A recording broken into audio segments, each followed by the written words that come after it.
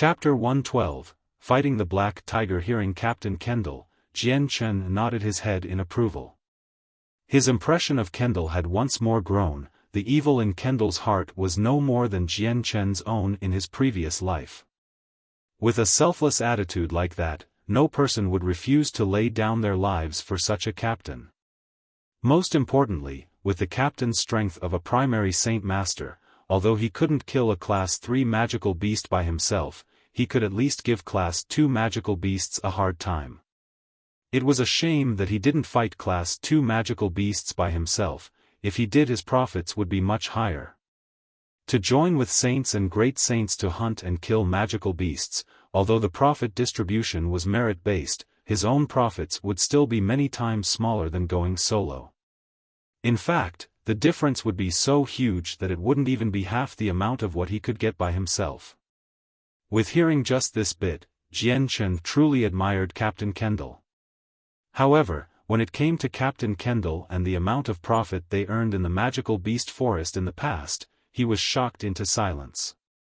With the captain being of the Saint Master level and 5 other members being great saints, it was truly a pathetic amount of monster cores that they earned.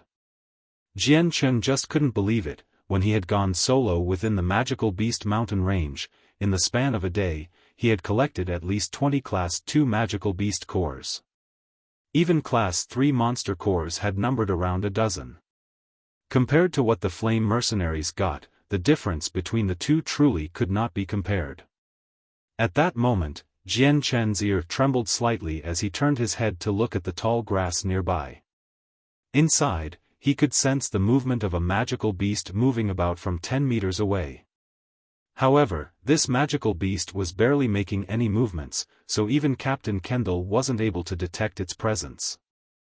The magical beast paused for a moment, as if it were hesitating before it decided if it wanted to attack the group Jian Chen was in. In the end, it silently retreated. Sensing the magical beast's retreat, Jian Chen's mind was filled with doubt. What's happening? Could it be that the magical beasts have recognized the strength of our group and realized that its own strength was only enough to send itself to its death? Jian Chen wondered, but as he thought about that, another question came into his mind. With the magical beast being so low in strength, how could it possibly have the knowledge to make such a decision? When Jian Chen had traveled to the magical beast mountain range, no matter if it was a Class 1 or 2 magical beast, or even a Class 3 magical beast, they would scurry out of their hiding spots to attack him. Even if they were in a hidden area, they would try to make a sneak attack, making this situation a lot more different than what Jian Chen was expecting. Just what is going on? Could it be our group has too many people in it? That could be why the magical beasts aren't attacking. Jian Chen looked backward with a doubtful look. On this single road, he had only seen the traces of a single magical beast. At that moment, a black blur came rushing out of the tall grass toward Captain Kendall, who was at the front of the group. Everyone had already prepared themselves for this situation. So the moment the black blur came into view, it had already been spotted by Kendall and Deer. Looking at the incoming target, Kendall laughed and cried out, "One finally came." A large axe sharp enough to cut the air around it appeared in his hand. With a fluid motion, the axe was swung in a downward motion toward the black blur. When Kendall had begun to attack, Deer stood behind him with his broadsword out and ready to swing. Ding! Kendall's axe and the black blur made contact in midair, creating a large explosion of sound. The black blur came to a grinding halt as the axe was sent recoiling backward. The black blur flew backwards into the air for 5 meters before landing back down on the ground. The moment it touched the ground, every single member of the group got to see what had just attacked them. It was a tiger whose mane was completely black. Both paws had many sharpened claws, while some of them had even looked to be stained with blood. "Brothers, surround it," Kendall called out before grabbing his axe to once more attack the black tiger. Hupa, Chongning Feng and the 2 Zhou twins encircled the black tiger in all 4 directions in order to prevent it from getting away. Deer, who had the power of a great saint, entered the circular ring and began to fight it with Kendall. This black tiger was only a class 2 magical beast, and with a saint master and a peak great saint fighting it, this black tiger didn't have a chance of surviving. In a flash, the black tiger's body was filled with wounds as blood flowed freely from it. As a result, its normally black body was dyed red. Jian Chen, Xiao Dao and Yun Xian stood and watched the battle from afar. While the magical beast had a natural superiority in instincts, this was only a class 2 magical beast that was no match for a great saint. So for this battle, Xiao Dao and the other 2 saints were unable to intervene without fear of risking a serious injury. Watching Kendall and Deer fight it out, Xiao Dao was very eager to join in on the fight. Observing the 2 fight with the black tiger, Xiao Dao looked as if he had wanted nothing more than to reincarnate into Kendall and fight against the black tiger for a countless number of rounds. I have to work hard and cultivate so that I can become a saint master quickly. This way, I can hunt and kill class 2 magical beasts by myself. Xiao Dao remarked as he bit his lips in determination. Hearing this, Yun Xian who was standing by his side laughed and said, Xiao Dao, your strength right now should be at the middle saint, so it's still far in the future until you become a saint master. With your cultivation talent, you should be around 40 years old before you become a saint master, if not older. 40 years old, so what? Didn't Captain become a saint master at that age? Either way, I'll eventually reach the saint master level. Xiao Dao replied in a slightly dissatisfied tone. With a yearning expression reflected in his gaze, he muttered, wait until I gain the strength of a saint master. Then I can adventure around Magical Beast Mountain Range alone, and fight the magical beasts at close quarters, one-on-one. It will be an impressive sight. Seeing Xiao Dao's expression of yearning, Yun Xian grudgingly shook his head and inwardly whispered to himself, are saint masters that amazing? All they do is bully class 2 magical beasts. You think that a saint master's strength is enough for them to rampage around Magical Beast Mountain Range without fear? Yun Xian turned around to look at Jian Chen as he said, hey, Jian Chen, how many times have you entered Magical Beast Mountain Range? You're so small, could it be that it's only your first time? Jian Chen indifferently replied, this should be my second time. Although Jian Chen had entered the forest at Kargath Academy and killed magical beasts there in the past, that experience couldn't possibly count formally. In addition, the magical beasts there had been raised by the academy, so Jian Chen simply ignored that experience. Yun Xian's eyes lit up. He immediately showed interest and impatiently asked, then how many people were with you when you first entered? How powerful were they? Did you have any experts as formidable as Kendall? Jian Chen turned around to Yun Xian. After hesitating for a bit, he said, the first time I entered the Magical Beast Mountain Range, I was alone.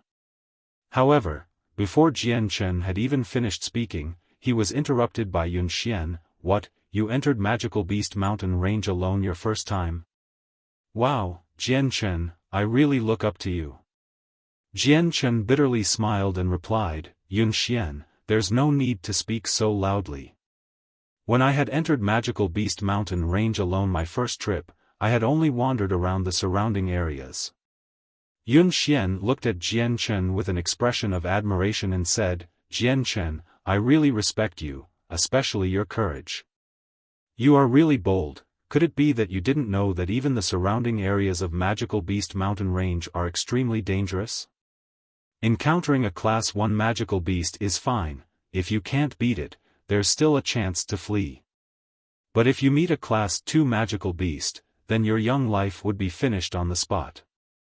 Yun Xian patted his chest and he said with a trace of lingering fear, however, a youngster like you was extremely fortunate to not have met such magical beasts. Otherwise, you most likely would have been doomed. That's right, Jian Chen. From now, you mustn't come to the Magical Beast Mountain Range alone. Although our journey so far has been very tranquil, you definitely cannot underestimate the Magical Beast Forest just because of that. Xiao Dao said solemnly, his expression serious. Jian Chen bitterly smiled at the two's words and replied, all right, I understand. For now, let's just go back to watching Captain's fight with Black Tiger. Watching this scene is really beneficial for you guys. You can at least learn some battle patterns, they would be pretty useful later on. Kobold stood by Jian Chen's side, his shocked gaze locked onto Jian Chen. He surveyed Jian Chen's body up and down a few times, and his eyes flashed brightly with an expression of indefinite bewilderment. However, he didn't say a word, and quietly stood there, motionless and silent. Hearing Jian Chen's words, Xiao Dao and Yun Xian really did stop talking, and returned their attention to the fight and concentrated on what was happening in front of them. Kendall and Deer continued to fight the Black Tiger for about the same amount of time it took for a cup of tea to be made. While the entire body of the Black Tiger was filled with wounds and blood, the combatants had finally brought out the true extent of the tiger's ferocity. With its life on the line, the Black Tiger's strength didn't falter at all and began to dodge the moves of the humans nimbly. With each dodge, it tried to strike back at Kendall and Deer. Chapter 113, A Reveal of Strength, Ha! Kendall shouted. The large axe made of his Saint Force swung behind him in a motion to chop off the head of the Black Tiger. The Black Tiger dodged the battle axe by leaping into the air toward Kendall. Extending its jaws, the Black Tiger prepared to bite down onto him. Immediately bringing back the battle axe, Kendall brought his Saint weapon up to defend himself, allowing the Black Tiger to make contact with that instead. The sharp fangs of the Black Tiger made contact with the hardened weapon with a crunching sound. The force of the impact was so strong that Kendall couldn't help but stagger back a few steps as trail marks were left on the ground. Not too long after, the paws of the Black Tiger landed on the ground. Before Kendall could regain his composure, the sharp claws of the tiger slashed at Kendall's chest. Kendall became alarmed at the speed of the claws.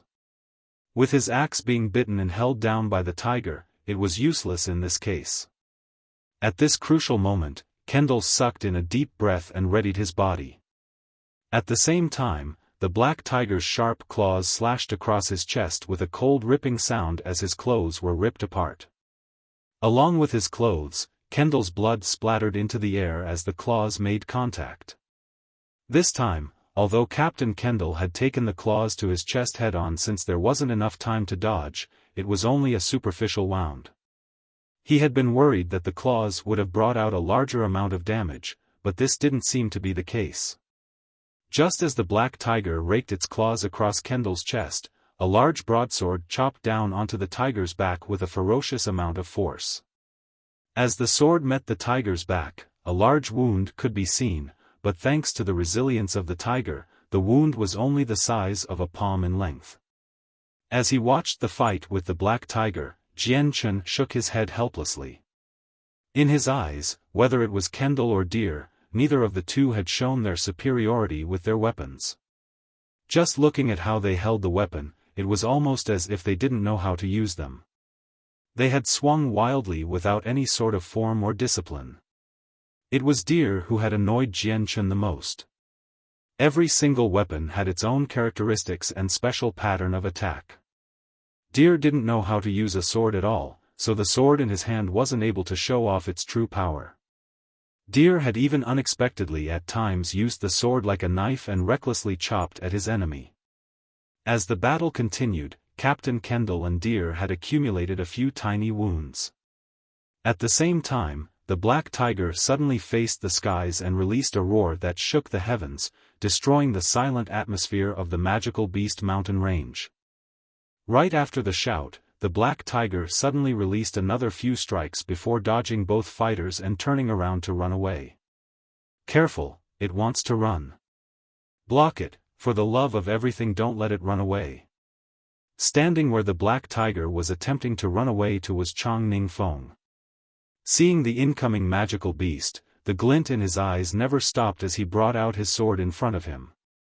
With a large amount of Saint Force focused into his sword, he stabbed at the Black Tiger. At such a crucial moment like this, he had to make sure he focused everything on this one strike in order to avoid a long and drawn-out battle.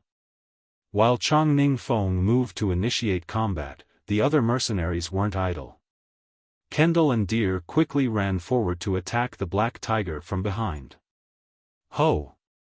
The black tiger emitted another deep growl as it lashed out with its claws once more.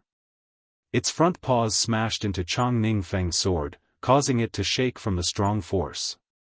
Afterward, the black tiger opened its mouth wide and snapped at Chong Ningfeng. Chong Ningfeng retreated backward while his sword went up ready to parry. Instead, he stabbed at the incoming bite. Ding! Although the sword did not penetrate the black tiger's mouth, it had swiped against the fangs of the beast as it reared its head backward. Biting down on the sword, the tiger had prevented Chong Ningfeng from pulling his sword out and fighting with it. Bastard, go die! At this moment, a loud sound came from behind the black tiger. It was Captain Kendall who had quickly approached it from behind with his large axe raised high into the air, emitting a loud sound as it chopped down onto the tiger's back. At the same time, Deer and a few other saints began to approach the tiger from Chong Ningfeng's side and tried to obstruct the black tiger. The black tiger released its hold on the sword as it turned to face Captain Kendall behind it with his axe raised. Dodging his axe swiftly, the black tiger did not manage to come out unscathed as the axe clipped its body and cut away a patch of fur. Ayo! The black tiger let out a pain-filled roar as it turned around and sped off in the opposite direction. However, just as it began to run, Jian Chen and the others saw that it was heading toward them, leaving them no choice but to take part in the fight. Seeing the direction the black tiger was going, Xiao Dao and Yun Xian's face changed drastically as they cried out in shock and turned toward the side to escape from it. Kobolds was the first to avoid the black tiger with an extremely fast speed, running far away. Soon, it was only Jian Chen who stood his ground by himself without a single trace of fear on his face. Jian Chen, dodge quickly! Kendall yelled out before dashing forward in an attempt to block off the black tiger from its path. However, even with his Saint Master strength, his speed wasn't enough to catch up with the Class 2 magical beast. Seeing Jian Chen block its path, the black tiger's eyes grew crimson as it released another roar. Quickly afterward, it increased its speed toward Jian Chen. Seeing how Jian Chen stood his ground without any consideration of moving, the members of the Flame Mercenaries could only cry out in regret as they watched the scene unfold before them. In regards to Jian Chen's strength, everyone had only thought that he had the strength of a saint.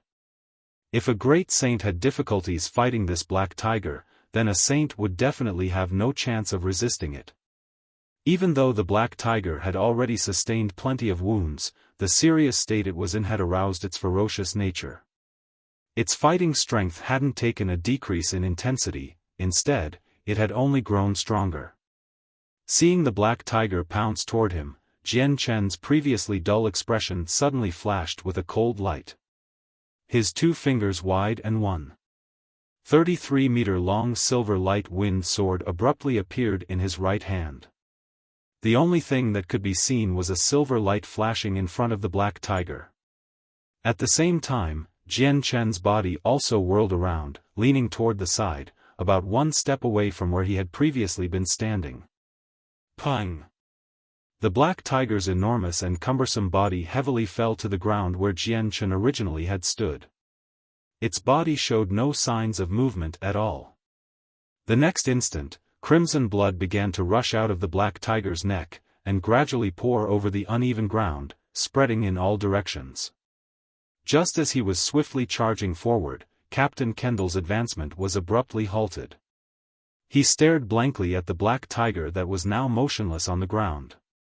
Kendall quietly stood in his tracks as he looked at Jian Chen, who stood there with an unchanged expression. Kendall's eyes were filled with astonishment and incredulity. He had just seen an unimaginably fast, blurred figure of a sword flash before the black tiger's eyes at an insane speed. Right after, the black tiger had collapsed to the ground, completely still. Captain Kendall's gaze finally fell onto the 2 fingers wide silver sword in Jian Chen's hand. He noticed that there wasn't a single trace of blood dirtying the glossy and dazzling blade. Yet it was because of this that Kendall felt even more shocked.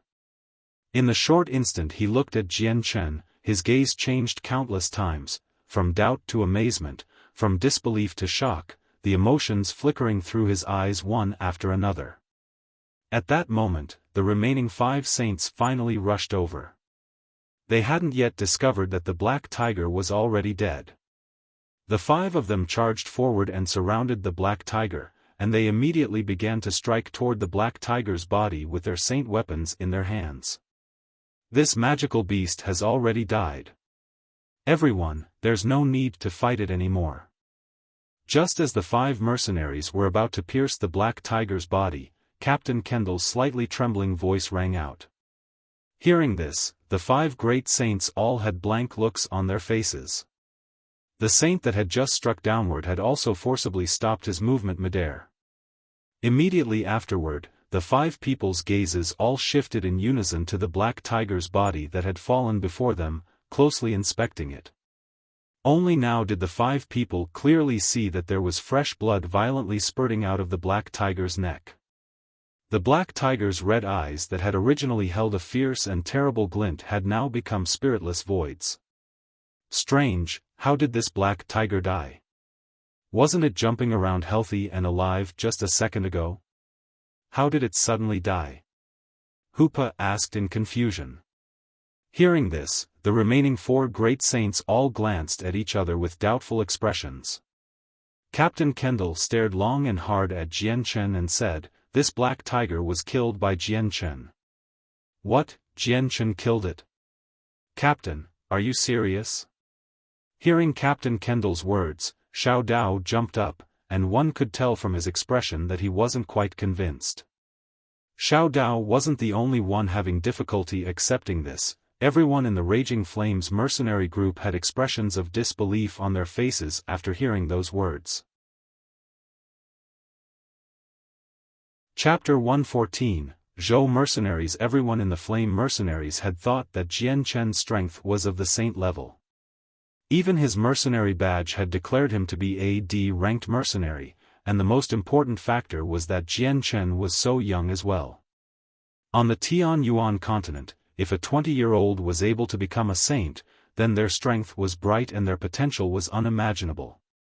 For a seemingly 20-year-old like Jian Chen who was capable of killing a Class 2 magical beast, even if it was injured, no one in the proximity would have been able to believe it if they hadn't seen it.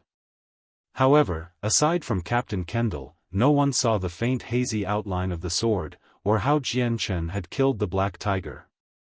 Kendall's eyes wavered on the slender sword of Jian Chen's for a moment before growing calm once more and laughed. "If you guys don't believe it, then go ask Jian Chen yourself." There was a smile on his face as he said this, but how could he not be happy? There was one more expert in his group now. Xiao Dao was the first to give in. Running up to Jian Chen while looking at him from up to down, his eyes finally settled onto the blood-free light wind sword. "Jian Chen, please tell me honestly, did you kill the black tiger?" Seeing the look of disbelief on Xiao Dao's face, Jian Chen nodded his head and said, "That's correct, I killed it." From the very beginning, Jian Chen hadn't planned on hiding his strength with lies, so he was very straightforward and honest with Xiao Dao. "Wow, no way." Xiao Dao's eyes widened in surprise. In disbelief, Xiao Dao looked at the calm Jian Chen and spoke, "This fierce Class 2 magical beast was really killed by you? How did you do that and how come I didn't see how you did it?" Hearing Xiao Dao ask these questions, everyone but Kendall stared at Jian Chen attentively. Whatever method Jian Chen had used to kill the Class 2 magical beast, it was natural for them all to be curious. To them, all they saw was Jian Chen suddenly move to the side while using his thin and slender sword in a strange way to kill the black tiger, but none of them had figured out how or what method was used. In the midst of everyone, there was only one person who looked at Jian Chen differently. It was Kobolds who stared at Jian Chen in a way that looked as if to say to himself, "It was just as I thought." Jian Chen let a grim smile take hold of his lips as he raised his light wind sword. "I used my saint weapon to kill the beast. If you guys didn't see it, it's because my movements were too fast to catch." Hearing what Jian Chen said, Captain Kendall thought back to the flash of silver he had just seen and couldn't help but be afraid. This was because he had no choice but to admit that Jian Chen's sword was just far too quick and he could only see the faint afterimage of the sword.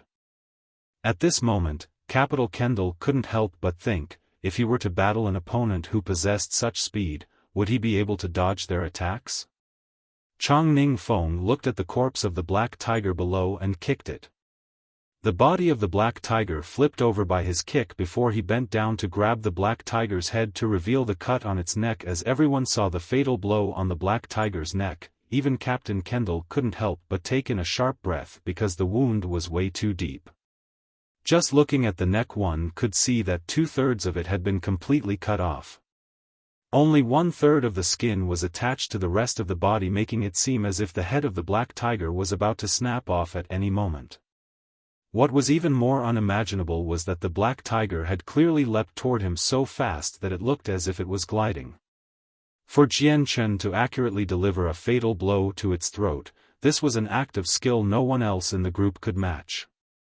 Deer took in a deep breath of air to calm his beating heart as he looked at Jian Chen. With a smile, he said, "Jian Chen, before we had only thought that you were a saint, but it seems like your strength was far beyond our imagination. You really did keep us in the dark." Hupa walked on over to Jian Chen and extended his hand onto Jian Chen's shoulder. "Jian Chen, you are far too mean. Be honest with me. How strong are you? You can't be even more amazing than our captain, right?" Hearing what Hupa said, Jian Chen could only laugh helplessly. "Brother Hupa, I'm nowhere as amazing as you say. My strength isn't too far away from yours. I am a middle great saint." "That's not right. How could a middle great saint kill a class 2 magical beast so easily?" Hupa said with surprise, but instead of asking Jian Chen, he turned around to talk to everyone else. "First, let's take care of the body of the black tiger before we continue talking about this." Even as they obeyed Hupa's command, everyone was still doubtful. However, they didn't say anything and started to prepare the black tiger. This black tiger was quite amazing. Even though it had the strength of a Class 2 magical beast, it was faster than a Class 3 magical beast. After taking the monster core, put the rest of the body within a space belt so we can sell it for a great amount of money," Kendall said. On the Tianyuan continent, with regards to the type of meat consumed, other than regular beef, most of them came from magical beasts. Magical beast meat was not only tender, but it even smelled good too. Another good benefit was that eating it would also help reinforce the body, thus magical beast meat were considered a hot-selling item. When it came to high-leveled magical beasts, the supply could never meet the demand. Jian Chen absorbed the light wind sword back into his body and watched as the mercenaries stored away the body of the black tiger. He didn't care that it was a Class 2 magical beast since he could easily kill a Class 3 magical beast at any time. In the hands of Jian Chen, the magical beasts had no way of escaping. The flame mercenaries were different. They had only one Saint Master. Even with their strengths combined, they couldn't be compared to Jian Chen. Killing a peak Class 2 magical beast had been difficult for them, and if it weren't for the fact that Jian Chen had blocked the black tiger, they wouldn't have been able to catch up to it. These magical beasts could be said to be like fish in water, different from humans. Their movements wouldn't be restricted by the lush forest environment. Jian Chen's ears trembled once more and he turned his head to the side. As his eyes landed on top of a few bushes that started to shake violently, a group of 20 mercenaries wearing steel helmets and full-body armor walked into their line of sight. Just as the fully armed mercenaries walked into their sights, everyone in the flame mercenaries immediately stopped what they were doing and watched the 20 mercenaries with a tense expression. The leader of the 20 mercenaries looked at the flame mercenaries with a cold glare and then at the halfway stored black tiger. With a wave of his hands, he barked out, "Onward," commanding the rest of the mercenaries to walk past the flame mercenaries without looking back before finally melting out of sight. In the group's eyes, the flame mercenaries weren't even worth a glance. Those were the Zhou mercenaries. I didn't think we'd come across them here. After the iron-clad mercenaries left, Hoopa let out a breath of air. "Brother Hoopa, are the Zhou mercenaries that well known?" Jian Chen asked. Hoopa nodded his head in response. "While the Zhou mercenaries aren't considered the strongest in Wake City, the residents of Wake City will say that the Zhou mercenaries are for sure within the top 10. Their group has around 50 people with their leader at the peak Saint Master level. Under his direct command are 6 middle Saint Masters with around 20 great saints. Their strength is so enormous that our flame mercenaries definitely cannot provoke them. Plus, the Zhou mercenaries have the backing of one of the strongest clans in Wake City, the Zhou clan. With this, there aren't many in Wake City that could challenge them." "Oh." Jian Chen looked to where the Zhou mercenaries disappeared to, their image not disappearing from his mind. "Jian Chen, if you come across such a person or group in the Magical Beast Mountain Range in the future, please be careful. The Magical Beast Mountain Range is a common place for people to be killed over their items. There are even some people who are mercenaries, but their actions place them on the same level as a bandit." Kendall warned Jian Chen with a serious and grave face. Seeing how serious Kendall was, Jian Chen nodded his head. "I'll be careful." After that, the Black Tiger's corpse had been properly stored within a space belt. Right now we are in an area where Class 2 magical beasts roam, any deeper and Class 3 magical beasts will be found. So for our sake, let's start to wander around here. Soon after, Kendall and Deer began to address their wounds, which were thankfully not very deep and wouldn't affect their fighting strength by too much. With a little preparation, the two were ready to get back on the road while staying vigilant of their surroundings. After traveling a short distance, Jian Chen had detected the footprints of another magical beast, but this time it was just like the magical beast before the Black Tiger. This magical beast was using the cover of the forest to hide 10 meters away from the mercenaries before silently retreating. Jian Chen's eyebrows furrowed together as he tried to understand just what was happening. On the road, aside from killing that one Class 2 magical beast Black Tiger, he had detected the presence of at least 10 different magical beasts, but none of them had been like the Black Tiger and attacked them. Could it be that it's because there are too many people that the magical beasts are afraid to attack us? Jian Chen asked himself. However, this thought was immediately dismissed, for it made no sense at all. Chapter 115. A generous prophet. Jian Chen stared at the mercenaries walking in front of him when a flash of realization came. Of course, it's intimidation. This has to be due to the murderous air we're emitting. Jian Chen's eyes sparkled as he came to this realization. After seeing so many magical beasts retreat without a fight from this group, it had, after all, been because the entire group was releasing an intimidating amount of killing intent into the air around them. Although the magical beasts lacked wisdom, they were born with superior genetics that granted them formidable instincts. The moment they sensed an opponent they wouldn't be able to beat, their primal instincts would urge them to immediately cower and run away. Thinking about this, Jian Chen opened his mouth. "One moment please, everyone suppress your killing intent. Otherwise, we'll just continue about this path without seeing another magical beast." Kendall turned his head in the manner of a fox as he asked, "Jian Chen, is that useful?" "Whether it's useful or not will be known after everyone tries it for themselves." Jian Chen didn't want to bother to explain. Hearing what Jian Chen had said, Kobolds began to think to himself for a moment as the glint in his eye grew brighter and brighter. Everyone should believe in Jian Chen for now. These past few times we entered the magical beast forest we would always come across only a few Class 1 magical beasts. I had always found this to be strange, but until now, I hadn't an answer for it, so we can't outrule what Jian Chen has said here. So even Kobolds would say something like this. Then let's follow Jian Chen's suggestion, said the elder of the Zhou twins. Kobolds had only the strength of a saint, but he was extremely smart. His past suggestions had been of great benefit to the flame mercenaries before, so everyone would readily agree with what he said. After a while, everyone had slowly started to suppress their killing intent to the point where not even a small amount could be felt leaking out. Just as everyone finished suppressing their killing intent, they barely traveled 3 kilometers, before a Class 1 magical beast appeared. This made every single member of the Flame Mercenaries happy at the new change of events.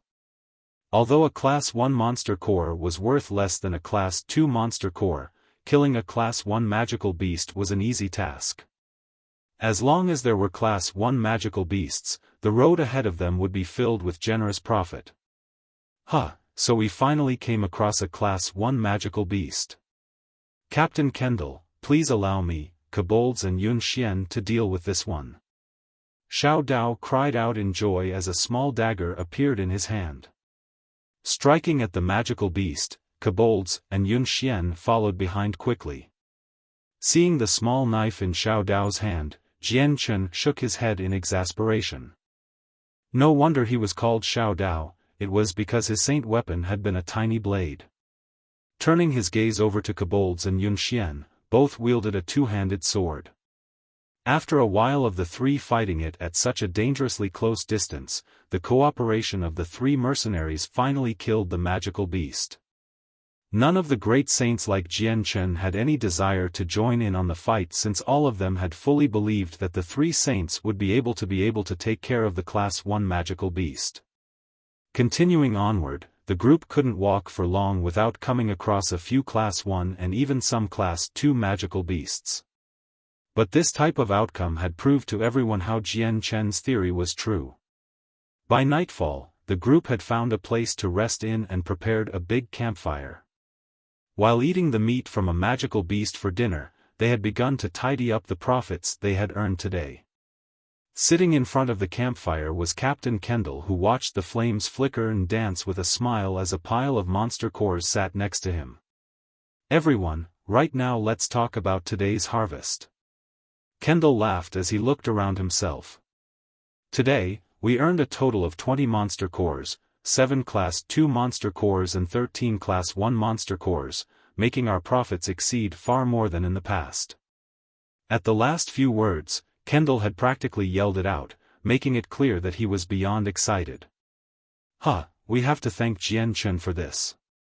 If it weren't for his advice, we wouldn't have come across even a single Class 1 magical beast. Hoopa laughed as he took a drink of his wine. Chongning Feng laughed as well. Hoopa is right, Brother Jian Chen's contributions for today's profit cannot go unnoticed. From the 7 Class 2 magical beasts, Jian Chen had killed 3 of them by himself. Brother Jian Chen, come. Take a drink. Chongning Feng held out his wine gourd towards him. Jian Chen took the gourd from Chongning Feng and took a drink joyously. Don't say things like this. When we talk about contributions, everyone in this group had contributed. What can be said for sure, however, is that this time's trip in the magical beast mountain range has given the group a profit never seen before. That's correct. With an expert like Brother Jian Chen here, our Flame Mercenaries has gotten a harvest far richer than anything else. Kendall spoke merrily. Seeing this pile of monster cores here makes me feel as if I am one step closer to my dream. Captain, what is your dream? Xiao Dao asked curiously. My dream is for our Flame Mercenaries to be the #1 mercenary group on the Tianyuan continent. Captain Kendall roared happily as he said, this is my biggest dream. Hearing this, everyone began to laugh with him. The #1 mercenary group on the Tianyuan continent, Kendall, your dream will be impossible to accomplish. Hoopa slapped Kendall on his back in a joking way. That's right, what Hoopa said is right. Kendall, your dream is like something from a fantasy. Following what you say, then I desire to be the strongest expert in the Tianyuan continent. Deer laughed. The #1 expert on the continent, you dream highly. Jian Chen sat by the fire and smiled as he watched everyone gossip among themselves. Every so often, he would laugh with everyone, and at this moment within his heart, he was completely content for the first time in a long time. Although everyone was joking around with each other, but with each word they spoke to one another revealed the deep bonds of friendships between them all and even infected Jian Chen with it. After the food was eaten and the wine exhausted, everyone began to sprinkle some powder around themselves and the campsite to prevent their chi from escaping and being detected by the surrounding magical beasts. Then, they extinguished the campfire and dug into their tents to rest for the night. Jian Chen carelessly reclined within his own tent as he thought about a few things from the day. Right now in his hand were 2 Class 4 monster cores, but those were the only monster cores he had left. Even if he wanted to cultivate, he had no desire to use the Class 4 monster cores. When he would become a Saint Master, then he would use the Class 4 monster cores to cultivate. It looks like tomorrow I should encourage Captain Kendall to go hunting for Class 3 magical beasts. If I can't get at least 3 Class 3 monster cores every day, then I won't be able to cultivate. Jian Chen thought to himself. With my strength, I should be able to kill any Class 3 magical beasts with ease, and with Captain Kendall and the group's cooperation, then that means at least 2 Class 3 magical beasts can be fought simultaneously. As long as we don't bump into 4 Class 3 magical beasts at the same time, then there won't be any danger. And the Flame Mercenaries should probably be able to stay in the Magical Beast Mountain range for a month or so. Since the group is quite decent, I should try my best to help procure some monster cores for them during this time. A month after, I'll leave the group and put all my efforts in strengthening myself. I'll treat this month as a break. After all, the anti-venom genes within my body from the silver-striped golden snake haven't fully been incorporated into my bloodstream yet. While waiting for this, I need to focus on not sustaining any injuries, otherwise the blood with the anti-venom genes will flow away. If I can prevent that, then my bloodstream will have a constant source of anti-venom genes flowing through it, granting me the 1000 immunity. By that point, I'll never be able to be poisoned by anyone else as long as it doesn't reach the levels of a silver-striped golden snake in toxicity. Jian Chen lay back onto the ground of his tent as countless thoughts went through his head. Only after some time did he begin to calm himself and listen to his surroundings. After confirming it was safe, he began to sit cross-legged and absorb the world essence in the air to cultivate. Despite the fact that absorbing the world essence would only give him 1% of what he should normally getting, Jian Chen had no desire to sleep or give up any chance to increase his own strength. Chapter 116, Magical Horned Boar. The morning came as the sky grew brighter. Jian Chen, who was cultivating the world essence, finally opened his eyes. Feeling his internal saint force stay the same size instead of growing, Jian Chen could only sigh. Although his current cultivation rate for the world essence was far faster than before, whenever he cultivated, the world essence had practically been devoured by the 2 glows in his dantian. So his true cultivation rate could practically be ignored. Walking out of his tent, Jian Chen stood in the fresh morning atmosphere with his head raised up high to look at the tree branches overhead. In this morning hour, the air was filled with mist and it was quite dim out as the sun was still rising from the east. Hearing the faint snoring sounds coming from the other tents, Jian Chen shook his head in disappointment. With his strong sense of hearing, Jian Chen could detect that every single mercenary was fast asleep, and not a single one of them were cultivating. AI, how lazy. How do they think they could increase their strength? On the road of cultivation, while talent is very important, hard work is just as important as talent. Even if a man has the talent, if he does not work hard to cultivate, then his achievements will be no better than a man with no talent but is hardworking. Jian Chen thought to himself. After walking into the forest to get a tree branch, Jian Chen restarted the fire and fashioned out a simple grill to cook a few pieces of magical beast meat. Perhaps it was the outside movement that had awoken Kendall, but his head popped out from his tent to stare at Jian Chen, who was roasting meat. Jian Chen, why is it you're up so early? He laughed. Without even turning around in response, Jian Chen said, the sky is getting bright, so it's no longer that early. Captain Kendall looked up at the brightening sky and laughed. Without saying anything, he walked out from his tent and sat down next to Jian Chen by the fire. Just as Captain Kendall walked out of his tent, the other members of the group were awakened by the noise as well. Walking out of their tents, they proceeded to pack up and store everything into their space belts as they began to gather around the campfire.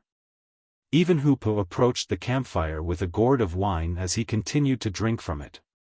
Seeing everyone up and at the campfire, Jian Chen looked at Kendall and said, "Captain Kendall, what do you plan to do next for our course of action?" "The next thing we should do is to stay around this area for a while and continue to hunt down Class 1 and 2 magical beasts. Let's continue this for a few days at the Magical Beast Mountain Range so that we can build up a nice amount of profit before leaving," Kendall said plainly.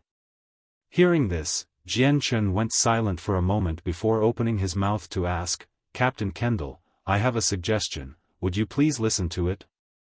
Kendall's eyes lingered on Jian Chen as he laughed and said, "Jian Chen, whatever suggestion you have, say it. There's no need to think twice about what you're about to say. Although you've joined our flame mercenaries only recently, everyone here is still your brother, so whatever you say won't be taken as an insult. I suggest that we go a bit deeper, and directly kill Class 3 magical beasts." Jian Chen levelly looked at Kendall. "What, kill Class 3 magical beasts? Jian Chen, you've gone crazy. A peak-level Class 2 magical beast was already so difficult to kill, let alone a Class 3 magical beast." Xiao Dao exclaimed in shock. Although the flame mercenaries now had the middle great saint, Jian Chen, in Xiao Dao's eyes, killing a Class 3 magical beast with this amount of power was still difficult. Hearing Jian Chen's proposal, everyone's eyebrows furrowed together. The flame mercenaries had one primary saint master and 6 great saints, but the magical beast had an innate superiority over the humans who were of the same strength level of them. If a person didn't have a battle skill or an attribute, then it would be practically impossible to kill a magical beast on the same level of strength as them. Even if they could, the price they would have to pay for doing so would be tremendous. On this magical beast mountain range where Class 3 magical beast roamed, if the flame mercenaries were to come across a primary Class 3 magical beast, then they would be able to kill it with some difficulty. However, if they were to come across a peak Class 3 magical beast, then they would have no chance at all. After killing a peak Class 2 magical beast, Captain Kendall and Chong Ning Feng had been injured. If it weren't for Jian Chen's intervention, then it wouldn't have been possible for them to capture and kill the magical beast. So for that reason, Jian Chen's suggestion to kill a Class 3 magical beast to the flame mercenaries was an attempt of suicide. Kobolds looked at Jian Chen with a curious glint in his eye. "Jian Chen, to think that you are suggesting to go kill a Class 3 magical beast, then I presume that you have the ability to kill a Class 3 magical beast?" Hearing kobolds, Jian Chen hesitated for a second before nodding his head. "As long as we don't come across 3 Class 3 magical beasts, I can safely say we won't be in mortal danger." Everyone's eyes widened in astonishment. Doubt and disbelief clouded their eyes as they stared at Jian Chen. "Jian Chen, so what you're saying is that as long as we don't come across 3 Class 3 magical beasts at the same time, then we won't be in any danger at all," Kendall said with a deep breath. If what Jian Chen said was true, then Kendall would want to bring Jian Chen with him to go kill some Class 3 magical beasts. After all, Class 3 magical beasts had a body and a monster core that were far more valuable than a Class 2 magical beast. "Jian Chen, do you really have enough strength to kill a Class 3 magical beast?" Deer asked to clarify. Although Jian Chen had killed a peak Class 2 magical beast, but the black tiger had already been injured, so its strength was far different than a Class 3 magical beast in perfect condition. "That's right, Jian Chen, something like this can't be randomly said and tried, otherwise you might throw away your life in the attempt," Chong Ning Feng said with worry.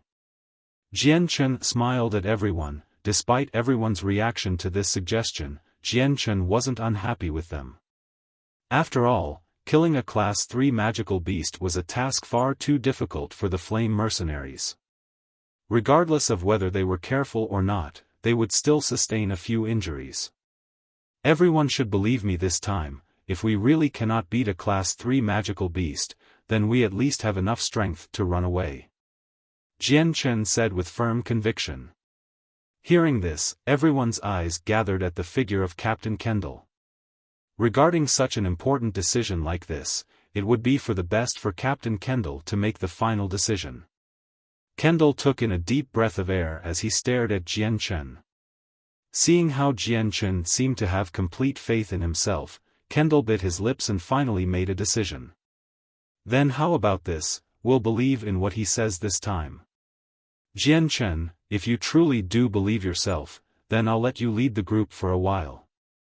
Whatever we do will be up to you to guide us. Does anyone have any problems? Kendall said to everyone else. I've no problems. No problems here. I don't have any problems here either.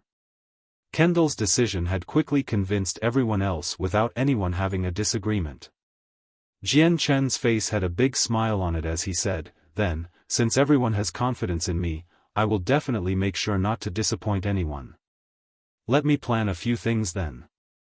Jian Chen's voice stopped for a moment before saying, let me walk in the front while everyone else take the same positions. If we come across a Class 3 magical beast, then let me up first while everyone else surrounds it to prevent any other attacks. If any other magical beasts come, then you guys should attack those, but remember to take care of your own life. As long as you can stall the other magical beasts from attacking me, that'll be enough. When they heard Jian Chen's plan, everyone looked at each other with a dubious look. They had felt extremely curious about this plan, to have a middle great saint fight against a Class 3 magical beast by himself. This sort of plan was kind of unpleasant to hear since they all took a Class 3 magical beast seriously. After eating breakfast, everyone finished packing up their things and headed for the deeper parts of the magical beast mountain range. This time however, the formation of the group was slightly different with Jian Chen walking by himself 10 meters ahead of the group who retained their original positions. Not a single member of the group emitted any murderous intent while traveling, causing some Class 1 magical beasts to be attracted to them. However, since they wanted to continue on their journey quickly, they didn't let Xiao Dao or the other saints fight the magical beasts. Instead, the Class 1 magical beasts were given to the great saints to kill. As the group continued to walk into the forest, the terrain grew more and more nasty as swamps greeted their eyes in every direction. All sorts of toxic plants and insects also came into their field of view, and sometimes, a man-eating magical beast would come out of nowhere. On the road, everyone was very attentive to their surroundings. While listening to the sounds underneath their feet, they were also cautiously looking around themselves.